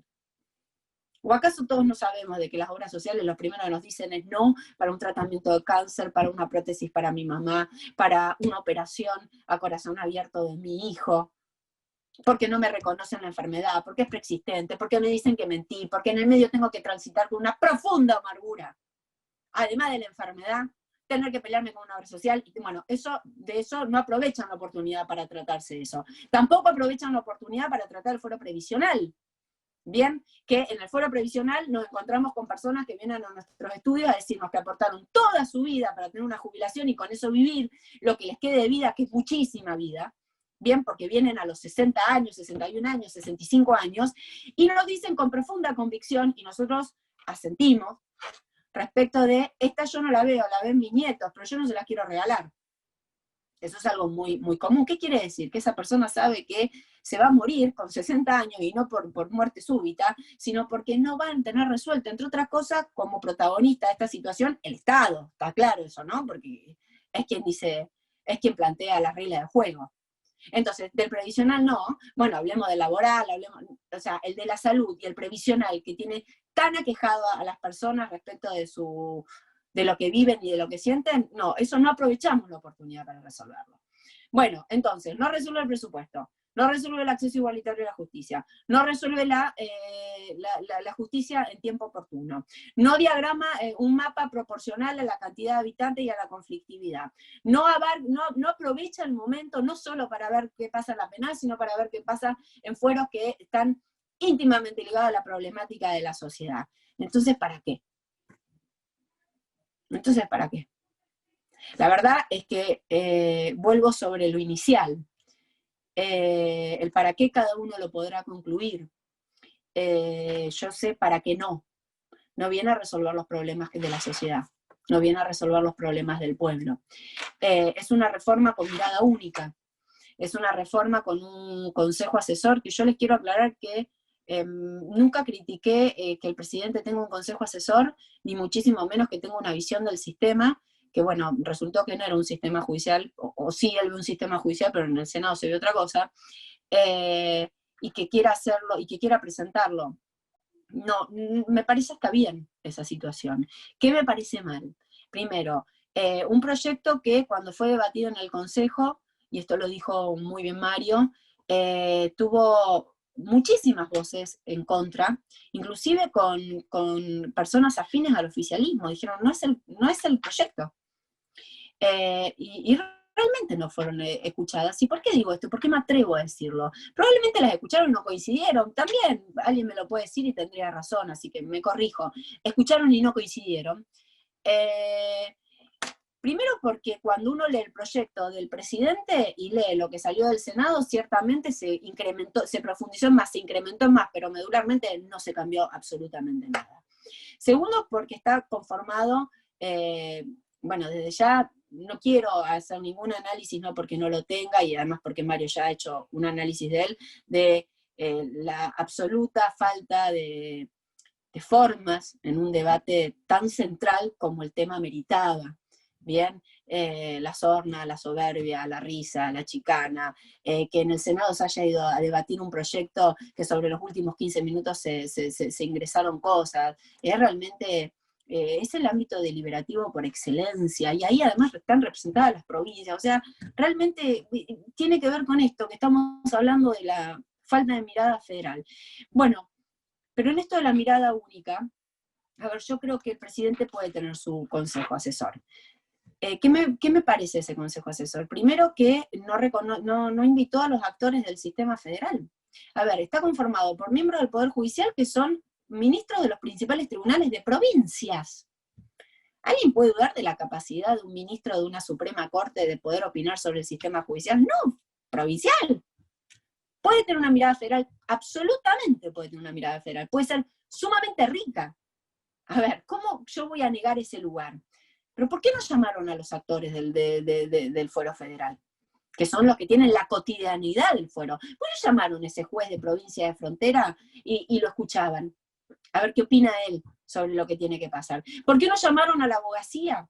Pero alguien me dirá, no, ¿cómo no? Están abogados, porque, claro, los que no son del Poder Judicial son todas personas afines ideológicamente, lo cual no es un error en sí mismo, si no fuera que no incluyeron otras miradas. Por ejemplo, ¿por qué no llamaron al abogado del interior que va con el portafolio y el papel a que le pongan el sello de goma? Así les explica el diagrama y lo que es el acceso a la justicia. ¿Por qué no convocaron a ciudadanos para que les cuenten lo que es tener que estar 20 años sin que la justicia te responda, o para que te cuenten lo que es tener que ver si va a nevar, si llueve, si hay ripio, si no hay niebla, porque si no, no pueden salir de viaje, bien, a llevar el papel para que le pongan el sello de goma? Y ustedes dirán, Marina, no exagere, ¿no es así en todo el país? Sí, sí, es así en todo el país.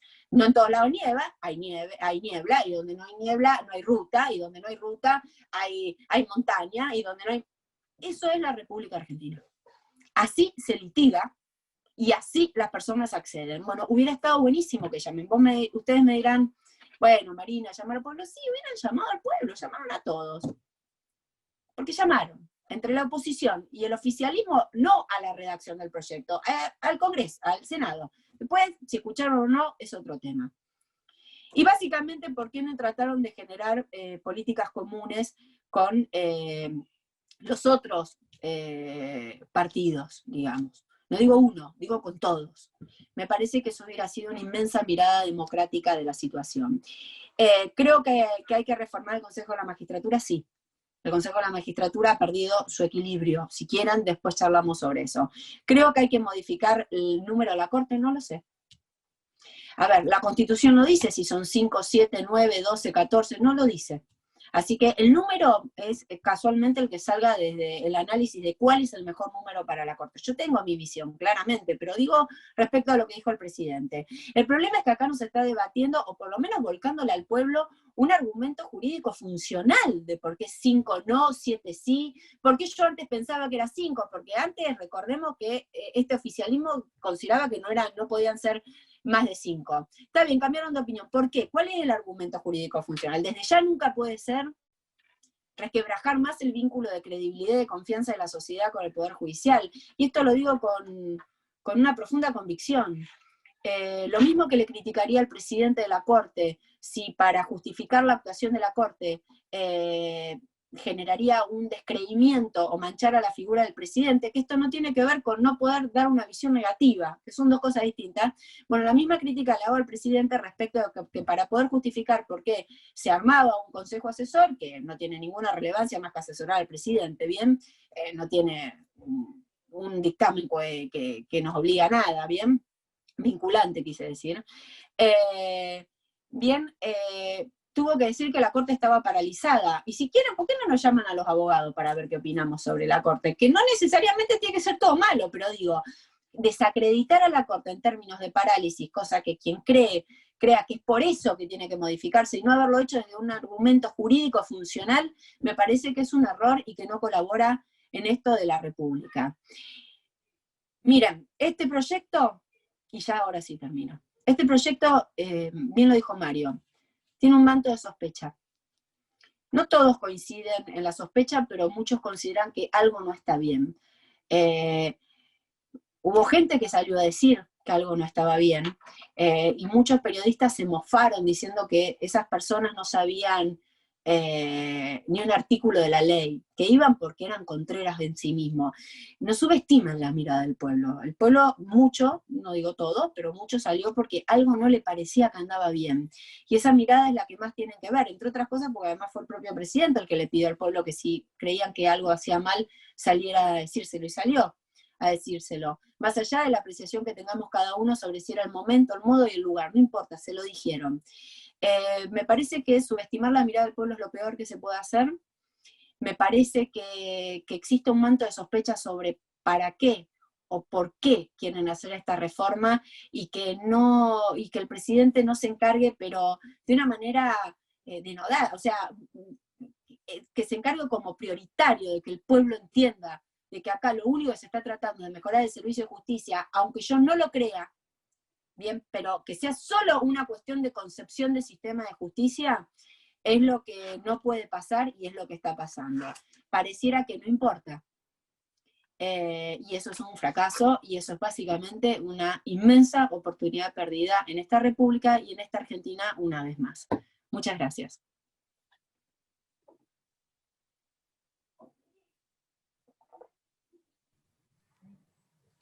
Bueno, muchísimas gracias, Marina, muy clara. Mientras habilitan el chat, yo ya tengo una inquietud que me lo mandó el doctor Carlos Encina de Chaco. Algo contestaste, pero te la paso igual porque me lo iba mandando por mensaje en el celular. Dice, ¿cuántos cargos tiene la justicia federal y cuál es el porcentaje de cargos con relación a los existentes? Es decir, los cargos que se van creando con relación a los existentes. Tenemos al... Bueno, vos más o menos... No, por supuesto que para que ustedes se den una idea hay casi 300 vacantes, o sea que para que se den una idea de lo que hay. No, el número final exacto, el nivel porcentual es no, pero eso te lo averiguo y se lo mandamos a Carlos sin ningún problema. Bueno, muchísimas gracias. Bueno, está habilitado el chat, Elena. Sí, muchas gracias. Acá están felicitando la doctora Cunio Ortúa, excelente Marina, el doctor Diego Gutiérrez, muy buenas ponencias, genial. Necesitamos la que tiene, o el que tiene alguna inquietud, por favor, lo pone y se lo vamos leyendo.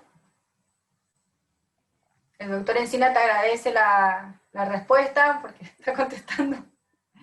No, a ver, a Carlos, que además estoy segura que lo conozco porque estoy segura. No tengo el número exacto, pero me comprometo a mandártelo, Lina, y dárselo. Lo que sé, se crean 1031, hay más de 300 cargos vacantes y por supuesto es muy grande el ámbito de planta de empleados, funcionarios y magistrados. Eso sí, pero es muy proporcionalmente grande. Es como que se duplica, ¿no es cierto? No quiero decir algo que no sé, si se duplica o se triplica, porque no sería responsable. Pero te lo mando. Acá hay una cuestión, dice, no entiendo cómo lo digital puede agilizar las cosas y lo que restan las cosas es la lectura de expediente. Bueno, porque básicamente, ¿cómo es lo último? Es que no sé si quiso poner RETSA, porque dice, no entiendo cómo lo digital puede agilizar las cosas y lo que RETSA... Lo que retrasa. Lo que retrasa las cosas es la lectura del expediente, entiendo. No, lo que permite la digitalización, primero, es la despapelización. Segundo, se aceleran los tiempos, básicamente, entre una cuestión y otra. No es lo mismo, por más que me decís, bueno, te están corriendo 5 días de cualquier manera, estés donde estés. Sí, pero se hace todo mucho más ágil. Pero además yo sumé a lo del tema del tiempo la oralidad, que es un cambio de paradigma del proceso. Bien, tiende a ser casi nada escrito y casi todo oral, casi todo abarcado en una única audiencia. Por eso dije expresamente que lo que hace la tecnología es achicar las distancias, agilizar los procesos, y que eso hay que sumarle la oralidad, que eso es lo que hace que un proceso de 9 años se estime entre 6 meses y 1 año y medio. Perdón, Marina, si me permitís, con respecto a qué acelera lo digital, acá en la provincia de Corrientes se ha dado, producto de esta situación, digamos, pandemia, una mejora sustancial en cuanto al diligenciamiento de cédulas ley, que hoy en día, antes mandar una cédula ley era realmente un problema, porque entre que te controlan el proyecto, lo envían, lo mandan al interior, la oficina de notificaciones del interior lo manda, pasaba muchísimo tiempo, y hoy se hace directamente todo vía mail, una cuestión totalmente... Exactamente. Por eso te digo que lo que se hace es básicamente acelerar todos los tiempos. Antes, si uno piensa, por más de que no sea significativo, pero si lo proyectás a lo largo de 1 año, eso sin hablar de los juzgados vacantes, pero en un juzgado donde hay juez, si vos lo proyectás a lo largo del año, todo lo que implica la comunicación entre partes, y lo haces desde el lugar en el que te envían una cédula y al otro día lo tenés y solo te está corriendo el plazo legal para contestar, bien, estás reduciendo ampliamente los tiempos. O sea, lo que básicamente hace la digitalización es acelerar y agilizar, sumado a la oralidad, realmente hace que un proceso... acá nosotros, por ejemplo, en Mar del Plata, todos los jueces civiles de la provincia adhirieron a Justicia 2020. Entonces, la verdad es que un proceso de daños y perjuicios de 7, 8 años se está llevando adelante con un plazo máximo de 2 años. ¿Por qué? Porque se concentra en la audiencia y se agiliza a través de la digitalización. Sí, acá tengo otra que me mandan por mensaje. Habilitale a Diego de paso. Diego Gutiérrez quiere hablar. Perdón. Diego de Metalina. Disculpame la intromisión. Según la información que tengo, son unos 20.000 agentes actualmente en el Poder Judicial de la Nación. Cerca de 20.000 agentes, y crece a aproximadamente 200 cargos por año. Es lo que a la actualidad tenemos. Digo como dato para los que estaban preguntando. Porcentualmente estamos hablando, entonces, son 1.031 cargos, por eso digo, es inmensa la estructura. Si ustedes piensan que solamente, ¿no?, en juzgados vacantes hay más de 300, la estructura realmente es inmensa, porque eso también tienen que tener en cuenta. Cuando se habla de un juzgado, no es el juez y el secretario, además de todas las secretarías, las salas que se crearon, los tribunales que se crearon, las cámaras que se crearon, ¿bien? Pero no es solo el juez, ¿bien? Es desde la ordenanza hasta el juez. En el medio toda una estructura. Yo tengo un estudio hecho que presumo que es el mismo que tiene Mario, que se lo voy a pasar a Diego y se lo voy a pasar a Elina, para el que lo quiera tener a su disposición, que dice exactamente cuál es el número de empleados que se requiere por un tribunal, por una fiscalía, por una secretaría, por un juzgado, por una cámara. Está exactamente delimitado cuál es la cantidad, cuáles son los costos, y como bien dijo Mario, sin tener en cuenta todo lo que implica muchos gastos de funcionamiento. Bueno, acá tengo una que me mandan por celulares. Si de alguna forma la reforma puede contribuir a la inimputabilidad de CFK, porque es lo que le habla. Si de alguna forma esta reforma puede contribuir a la inimputabilidad de Cristina Fernández de Kirchner. Bueno, a ver, primero, la inimputabilidad es un estado, digamos, respecto de la persona. En todo caso, presumo que será impunidad. Sí, pero inimputabilidad me pusieron, digamos. No, está bien, pero... Y no es que no lo leo. No es que me quiera poner en docente, porque además soy docente, no es que me quiera poner en docente, pero solo para graficarlo. Miren, acá yo voy a confiar en mis jueces. Bien, yo voy a confiar en mis jueces.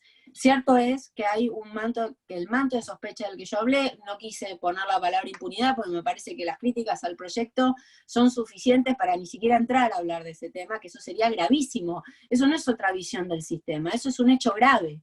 Bien, Entonces, me pareció que el proyecto en sí mismo no es un proyecto que necesita el pueblo por sí, sin adentrarnos en otros temas. Yo primero voy a confiar en mi justicia respecto de los procesos. No estoy hablando de su condena, sino de los procesos. ¿Bien? Y que cuando un juez lo termine de hacer, dirá si es culpable o inocente, porque eso yo no es que lo pretendo de ella, lo pretendo de cualquier ciudadano de la República Argentina. Y me aseguro que funcione si funciona con todos, ¿bien? En especial con quienes tienen poder. Así que la realidad es que yo voy a apelar a quienes considero que pueden garantizar en este país su propia independencia, que es el propio Poder Judicial. La independencia de un juez no está dada por la inexistencia de un hecho externo que trate de conculcarla, sino por la fortaleza de él de mantenerla. Bien, el Poder Judicial es el único que puede garantizar su independencia. Nadie más. Bien, esa es la República, además, básicamente. Bueno, ahí está el tema de cláusula Parrilli, si les interesa. Pero digamos, así que la realidad es que yo no voy a adentrarme en ese tema porque yo soy de las que considera, díganme inocente o lo que sea, que yo sigo creyendo en mi justicia, sigo creyendo que los procesos van a avanzar, los procesos están avanzando y yo aspiro a eso. Cualquier otra situación me parece que es la negación misma de la justicia y de la República, básicamente. Bueno, acá hay el doctor Javier Vázquez, muy buena exposición sobre el tema y pregunto, de prosperar esta reforma tal cual la plantean y sin entrar en detalles, ¿qué hacemos? ¿Cómo combatimos el avasallamiento al Poder Judicial? Porque esto es una arista de la que se viene, creo que no podemos ir con medias tintas. Bueno, mira, me han hecho mucho esta pregunta, en muchos Zoom me han hecho, porque la realidad es que después de que uno hace una descripción, que yo no digo que tenga que ser cierta, es mi visión, y desde ya coincidente en muchos aspectos con la de Mario, digamos, no sé si después Mario quiere dar su opinión sobre el tema, pero me han hecho muchísimo esta pregunta porque cuando uno termina de hablar te dicen, entonces, ¿qué hacemos si sale? Bueno, lo primero es, todavía falta diputados, ¿bien? Que yo aspiro a que en diputados se pueda introducir las reformas que el sistema necesita, porque yo partí del punto que el sistema requiere reformas. Así que la verdad es que yo tengo muchas esperanzas que en diputado se logre ese consenso y se logre avanzar en lo que verdaderamente el pueblo necesita sobre su sistema judicial. Pero después, y en esto tenemos que ser realistas, tenemos que tener en claro que hay cuestiones en las que, por ejemplo, doy unos ejemplos, porque en las que uno puede ir a la justicia, porque tengo, por ejemplo, yo la convicción de que está mal, bien, como es el modo que quieren de cubrir los cargos de la estructura de Comodoro Pi, está mal, a ver, es contraria a la ley actual, pero bueno, una ley, esta ley puede estar derogando la otra ley, bien, pero básicamente contrario a lo que la Corte Suprema de Justicia ya se ha pronunciado de manera acabada sobre cómo deben ser cubiertos los cargos en los juzgados. Entonces la realidad es que, por ejemplo, esa es una cuestión que puede ser debatida. Ahora, y en esto que la vicepresidenta tanto nos hizo saber, que consideraba que el Poder Judicial no se podía intrometer, el Senado o el Congreso podía hacer cualquier cosa. Desde ya les aclaro que en materia de legalidad nadie puede hacer cualquier cosa y la última palabra siempre es el Poder Judicial. Pero sí es cierto que el diagrama del mapa judicial es una potestad del Congreso de la Nación. Entonces la realidad es que si quieren crear 5, 6 o 10 juzgados, esta es una visión mía, a lo mejor Mario tiene otro punto de vista, eso no es justiciable, ¿bien? Porque ahí no hay una ilegalidad, ahí es el ejercicio de una potestad constitucional por parte del Congreso. El que diagrama el mapa judicial en la República Argentina es el Congreso de la Nación. Entonces, para ser clara, va a haber cuestiones que van a ser judicializadas, desde mi punto de vista están mal, pero yo no soy jueza, a lo mejor los jueces lo ven desde otro lugar. Recuerden que nosotros tenemos un sistema difuso, cualquier juez puede declarar la inconstitucionalidad y cualquier juez puede declarar su legalidad, y hay otras cuestiones que creo que solo podrán ser dejadas sin efecto o con una nueva ley o con la no creación de la estructura. Pero, por ejemplo, la cláusula Parrilli creo que es una cláusula que para mí es inconstitucional, el modo de cobertura de los cargos para mí es inconstitucional, el traspaso, les aclaro que no tengo una visión negativa del traspaso, sí tenía una visión negativa sobre la unificación del fuero civil y comercial con el contencioso, sí la tenía, bien, Eso sí, era un retroceso, que además Mario hizo referencia a la unificación de los códigos. El código ya ahí se había debatido sobre el hecho de incorporar materia administrativa al Código Civil y ya se había establecido que no podía hacerse, básicamente. Así que, bueno, nada. Hay cuestiones que estoy convencida que van a prosperar y otras que no. Yo coincido con Marina en todo lo que expresó. Yo también tengo confianza de que pueda el diputado replantearse esta situación y que después podamos construir una ley que realmente necesitemos para reformar la justicia. También está la alternativa judicial. Creo que muchas instituciones la barajan. He hablado con gente de otras provincias, inclusive de aquí, de colegas de judiciales, tanto colegas de la profesión que están muy preocupados por esta situación y ven como un camino alternativo también la judicialización, lo cual, digo, en el fondo sigue siendo la misma discusión en torno a cómo se puede pensar una justicia, una reforma judicial en tan poco tiempo, con tan pocos elementos, con ninguna participación. Esto es la demostración de eso, ¿no? Discutir esto, que tengamos que replantearlo en diputados, que tengamos que pensar en la justicia como alternativa. Creo que eso es, bueno, son los vías institucionales que tenemos y que, bueno, se encontrará algún mecanismo, seguramente la sociedad encontrará mecanismos para plantear sus disidencias. También veo preocupante que si se avanza, lo decía recién Marina, bueno, los jueces subrogantes y todos mecanismos que pueden llegar a generar la duda de la pregunta anterior, y por eso la quise vincular, de la situación de impunidad, ¿no? De cualquier ciudadano o ciudadana, sea quien fuese la persona aquí, ¿no? Nosotros nos preocupa porque en el país, creo que cuando recuperamos la democracia en el 83, el primer pacto que hicimos es, se acaba la impunidad, enjuiciamos a los principales responsables de los crímenes de lesa humanidad, en el juicio, el famoso juicio a las juntas, y la verdad que creo que ese pacto no se puede romper más, no puede existir impunidad en este país, sea cual fuese la gravedad de esa impunidad, no puede pasar. No podemos volver a la dictadura, no podemos volver al terrorismo de Estado, y también creo que hoy la sociedad reclama no volver al pasado, una situación de una sociedad teñida de sospecha o de impunidad o de corrupción. Yo en eso me preocupa. La sociedad está dando un mensaje muy claro a la dirigencia en general, ¿no? Que estas situaciones son intolerantes en este momento y que no deberían ser toleradas nunca más en nuestra comunidad para poder construir la sociedad que todos deseamos y queremos, que es una sociedad mejor. Coincido con vos, Marina, que creo que son esos los caminos, las acciones que podemos emprender los ciudadanos, ¿no? Te sumo una cosa más que me parece que es empezar a hacernos todos cargos, ¿no? Y es sin dedo acusador, pero interpelarnos también nosotros como sociedad, cuando el presidente dice yo hice lo que prometí. Bueno, también nos interpela a nosotros como sociedad cómo votamos y qué queremos votar. Algunos han confirmado su voto, bien, no estoy hablando negativamente, digo, habrá cuestiones que podrán plantearse ante la justicia con el destino que la justicia decida que tiene que tener esa reforma. Ya inclusive pasó algo inédito, que fue que el Poder Judicial se proclamó a través de acordadas. Es algo inédito en Argentina. Fíjense que es tan inédito que cuando yo se lo planteé a un camarista federal, me dijo, no, Marina, mira, en la época de Alfonsín una vez sacamos una acordada. De la época de Alfonsín para acá son 3 acordadas, o 4, o 5, vamos. Pero hubo 2 fueros, 2 cámaras que necesitaron frente a un proyecto de ley, fíjense, proyecto de ley, necesitaron hablar. Necesitaron decir en un poder que además es conservador y que se jacta de que ellos solo hablan a través de sentencias. Que esto además también ha traído una reflexión de la Corte en otros tiempos sobre este tipo de pronunciamiento, pero esta vez necesitaron decirlo.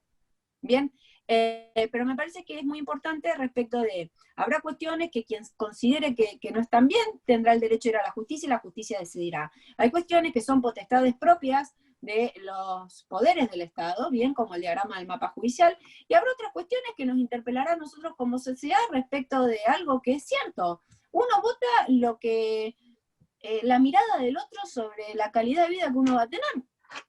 Entonces, eso también es algo que nos llama a nosotros para pensar. Tengo una de Gloria Martínez, dice, muy bueno, un claro ejemplo de retardo de justicia es el caso de Cristina Vázquez de Misiones, una chica que estuvo presa 11 años siendo inocente. Salió en libertad porque la Corte Suprema la declaró inocente. Si un caso así pasaba en Cava, quizás los jueces que la condenaron ya iban a tener alguna consecuencia? Mirá, yo soy administrativista. Bueno, me puso un mote muy alto. Digamos, me gusta el derecho administrativo. Lo estudio, soy especialista en derecho administrativo y docente. Cuando hablamos de responsabilidad del Estado, ¿bien? ¿Ustedes saben cuál es la responsabilidad que menos se da? Ninguna casualidad lo que voy a decir, ni siquiera los voy a sorprender. Bueno, la de error judicial. Es la responsabilidad que menos se reconoce, digamos, no es raro. Y cuando en el Consejo de la Magistratura hay denuncias contra jueces, que yo especialmente me encargo de ver, porque nosotros la mayor cantidad de denuncias tiene que ver con esto que acaba de mencionar Elina, con situaciones cotidianas que a un ciudadano o a un abogado no le gustaron y van. Bueno, esto está muy unido con la cláusula sobre reglas de conducta. Bien, ¿me ven? Ay, perdón. Está muy unido con las reglas de cláusulas de conducta que tienen que tener los jueces, y la verdad es que yo sé, desde que ingresé, que planteo que para mí hay una responsabilidad de los jueces, que eso no necesariamente tiene que destituirlo, pero sí tiene que reverse y ser probablemente sancionado, que tiene que ver con esta mora que parece que porque el sistema es así, tiene que seguir. Por eso me desilusiona esta reforma, porque en realidad lo que no reforma es eso de lo que estamos hablando, ¿no? No es que no reforma, el problema sería que no reforme Comodoro Pi, que vuelvo sobre que si hay algo que funciona mal, el camino es el consejo. Bien, lo que no reforma son los 11 años de una persona mal condenada y frente, por supuesto, al error judicial. Entonces, eso es lo que me preocupa, ¿no? De que al no modificarse el sistema y después tener respuestas como, por ejemplo, qué sé yo ahora estoy teniendo un expediente en mis manos de una jueza que a un chico con una discapacidad mental le puso 2 tobilleras que lo lastimaron, que sonaban, que hicieron que él no durmiera, que se los terminó arrancando y que se escapó de la casa. Y la única respuesta que da es: yo no soy la encargada de poner las tobilleras, la pone la Policía Federal, jueza de familia. O por ejemplo, cuando vos tenés una persona de verdad, estos son casos de verdad, tenés una persona de 80 y pico de años, en el que hace años que está con una causa por una división de sociedad conyugal, y lo único que le está pidiendo a la jueza, miren al punto que llegamos, lo único que le pide a la jueza es que necesita que le diga que no, porque él necesita ir a la cámara, porque como ya sabe que esto va a seguir, él no sabe si va a tener vida para disfrutar lo que le quede después de esa división de sociedad conyugal. O una causa sobre una denuncia contra un padre en un caso de abuso, en el que hace 2 años que está parado.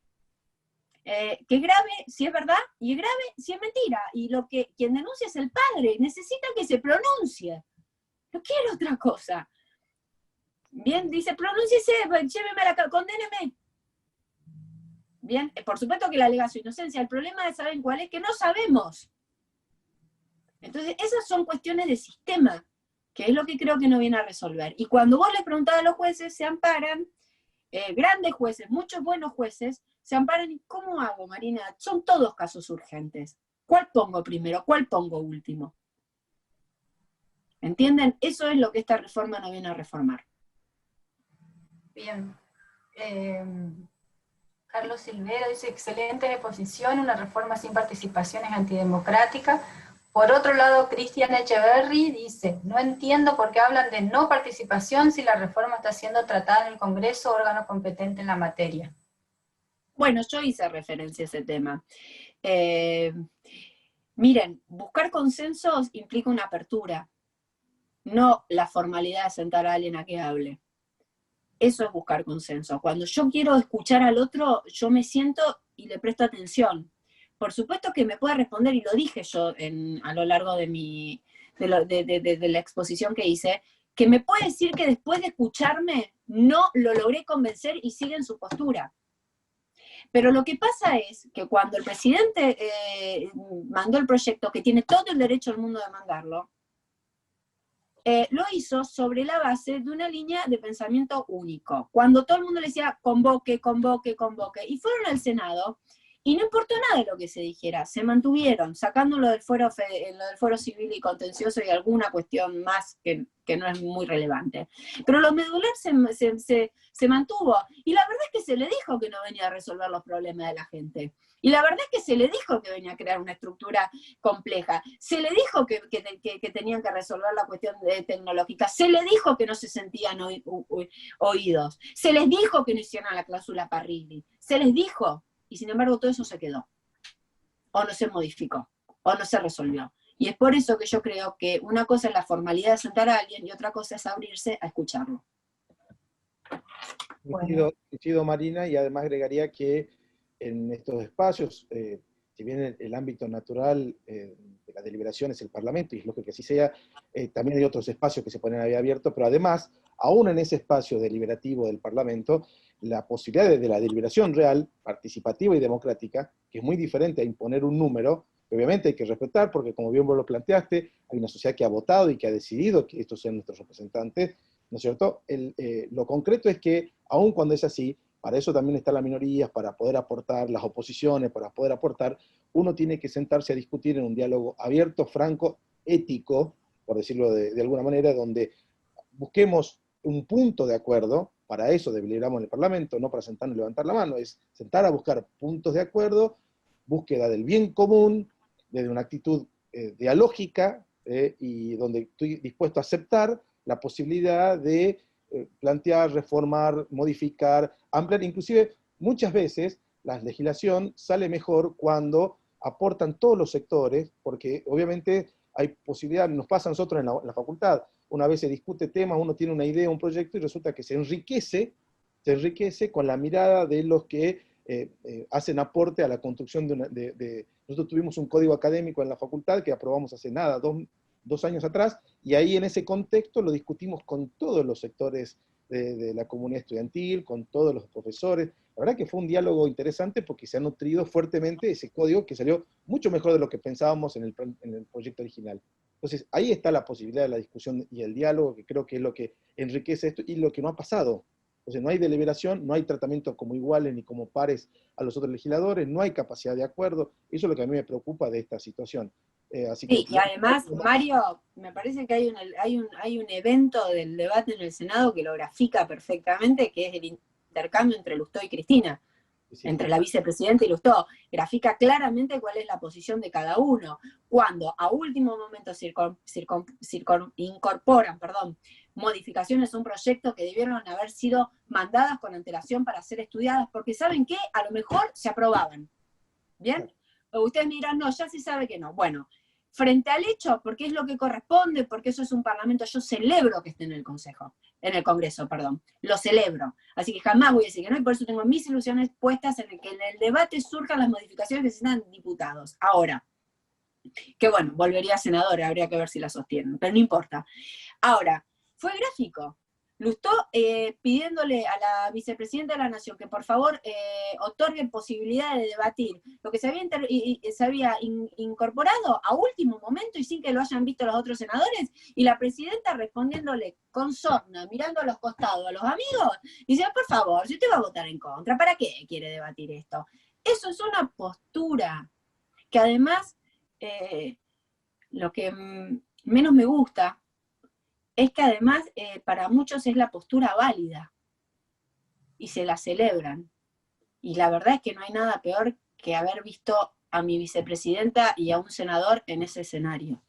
La verdad es que lo lógico hubiera sido, tiene toda la razón del mundo, a último momento se incorporó, vamos a debatir, aunque yo considero que usted está en una postura en la que no va a lograr ver nada positivo de lo que nosotros propongamos, pero vamos a debatirlo. Ese es el país en el que yo quiero vivir. Y después, como dijo Mario, que ganen las mayorías que se votaron, porque eso es soberanía, se acabó. Bueno, sí, concuerdo con el doctor Villegas, no es el momento de semejante reforma en la actualidad en la que vivimos, hay temas más urgentes. Después, Patricia Mielich, excelente exposición de ambos, conceptos claros y precisos, felicitaciones. Polonier, Jorge Daniel, muchas gracias por la información detallada, doctora Marina Sánchez Herrero y doctor Mario Villegas, desde Monte Caseros los saludamos. Dios quiera que los diputados estén a la altura de la circunstancia que hoy atraviesa nuestro país. Perdón Marina, quise decir, corrigió. El doctor Adrián Vélez, la chantada está demostrada desde el momento mismo en que no hay participación de las minorías, siendo que el kirchnerismo se jactó toda la vida de su existencia basada en la defensa de las minorías. Pero no podemos pedirle No, bueno. Jerónimo Bocadoro, excelente aclaración, doctor. Las minorías son importantes y por ello están institucionalizadas. La democracia no se trata solamente de un sistema cuantificativo, las formas importan y mucho, igual que el debate y la argumentación. La contestación de la vicepresidenta, el senador Lustó, fue lamentable. Magali Leiva, excelente, muchas gracias, un placer escucharla, doctora Herrero, saludos desde Curuzú, Cuatiá. Así que la gente desde el interior se ha conectado y está participando y está muy entusiasmada. La verdad que es un tema que nos preocupa y nos ocupa a todos, ¿no? Sobre todo los que ejercemos la abogacía y en el fuero federal. Sí. Bueno, yo... Sí, Perdón, Marina, te escucho. No. Bueno, Mario. Le doy la palabra a Mario y después... Yo saludar, porque la verdad que, todos los que están, ahí siguen existiendo comentarios. Porque estamos casi en 2 horas, la verdad que entretenidos estuvimos. ¡Qué lindo! Te digo que logramos un récord, porque logramos que más del 70% que ingresó se siga permaneciendo 2 horas después. ¿Viste? Así que eso es algo interesante. Así que agradecemos. Esa es la facultad, ese es el ámbito de la facultad. Eso no, y de los expositores, han sido muy claros los expositores, yo la verdad que estoy fascinada, y creo que la mayoría estamos fascinados porque fue muy esclarecedora la charla. Si quieren vamos a ir cerrando, un minutito cada uno y cierra y damos por finalizado. ¿Quién va a cerrar primero? Bueno, yo agradecer, simplemente estoy a disposición, siempre lo digo, mi agenda son ustedes, yo no tengo otra agenda, yo tengo un cargo de representación, o sea que mi agenda son los abogados para que yo vaya a lo largo y a lo ancho del país a hablar, no solo a hablar, sino a ver cómo podemos mejorar la situación de ese lugar, así que estoy a absoluta disposición y por supuesto viene el debate de diputados, así que después podremos juntarnos a ver qué terminó siendo, ¿no? Muchas gracias. Marina. Muchas gracias a vos, Marina, por favor. Acompañarnos y asumir este desafío de pensar juntos, ¿no? Cómo mejorar nuestra justicia, pero también la vida institucional de nuestro país. Muchas gracias a los participantes y las participantes de este evento, y también hubo muchos legisladores y legisladoras de nuestros parlamentos, de las legislaturas, de nuestros consejos deliberantes, a quienes les quiero agradecer que nos hayan acompañado hasta el final, y a todos los colegas y las colegas que siempre tienen ese respaldo hacia nuestra facultad, y en particular creo que por la figura convocante de Marina en este evento. Un beso. Igual, escúchame, ahí Adrián te dice que no sigas con el inclusivo, no sé si lo leíste. Yo no digo, Adrián, te voy a decir una cosa, Adrián, inclusive sería el inclusivo, yo no hago eso todavía. Claro. Que se ayorne, por favor. Porque aparte, ¿sabes qué? Yo vivo una mujer que es feminista, imagínate, si no hago esto, no duermo esta noche en casa. Te mando un gran abrazo. Empedrado también está presente, tengo que ir nombrando todos los lugares del interior, así que Empedrado también está presente. Lo hago por mucha convicción además, ¿no? Para visibilizar, ¿no? La cantidad de abogadas que tenemos maravillosas en nuestra república. Exactamente. Bueno, muchas gracias a todos. Nos vamos a volver a ver.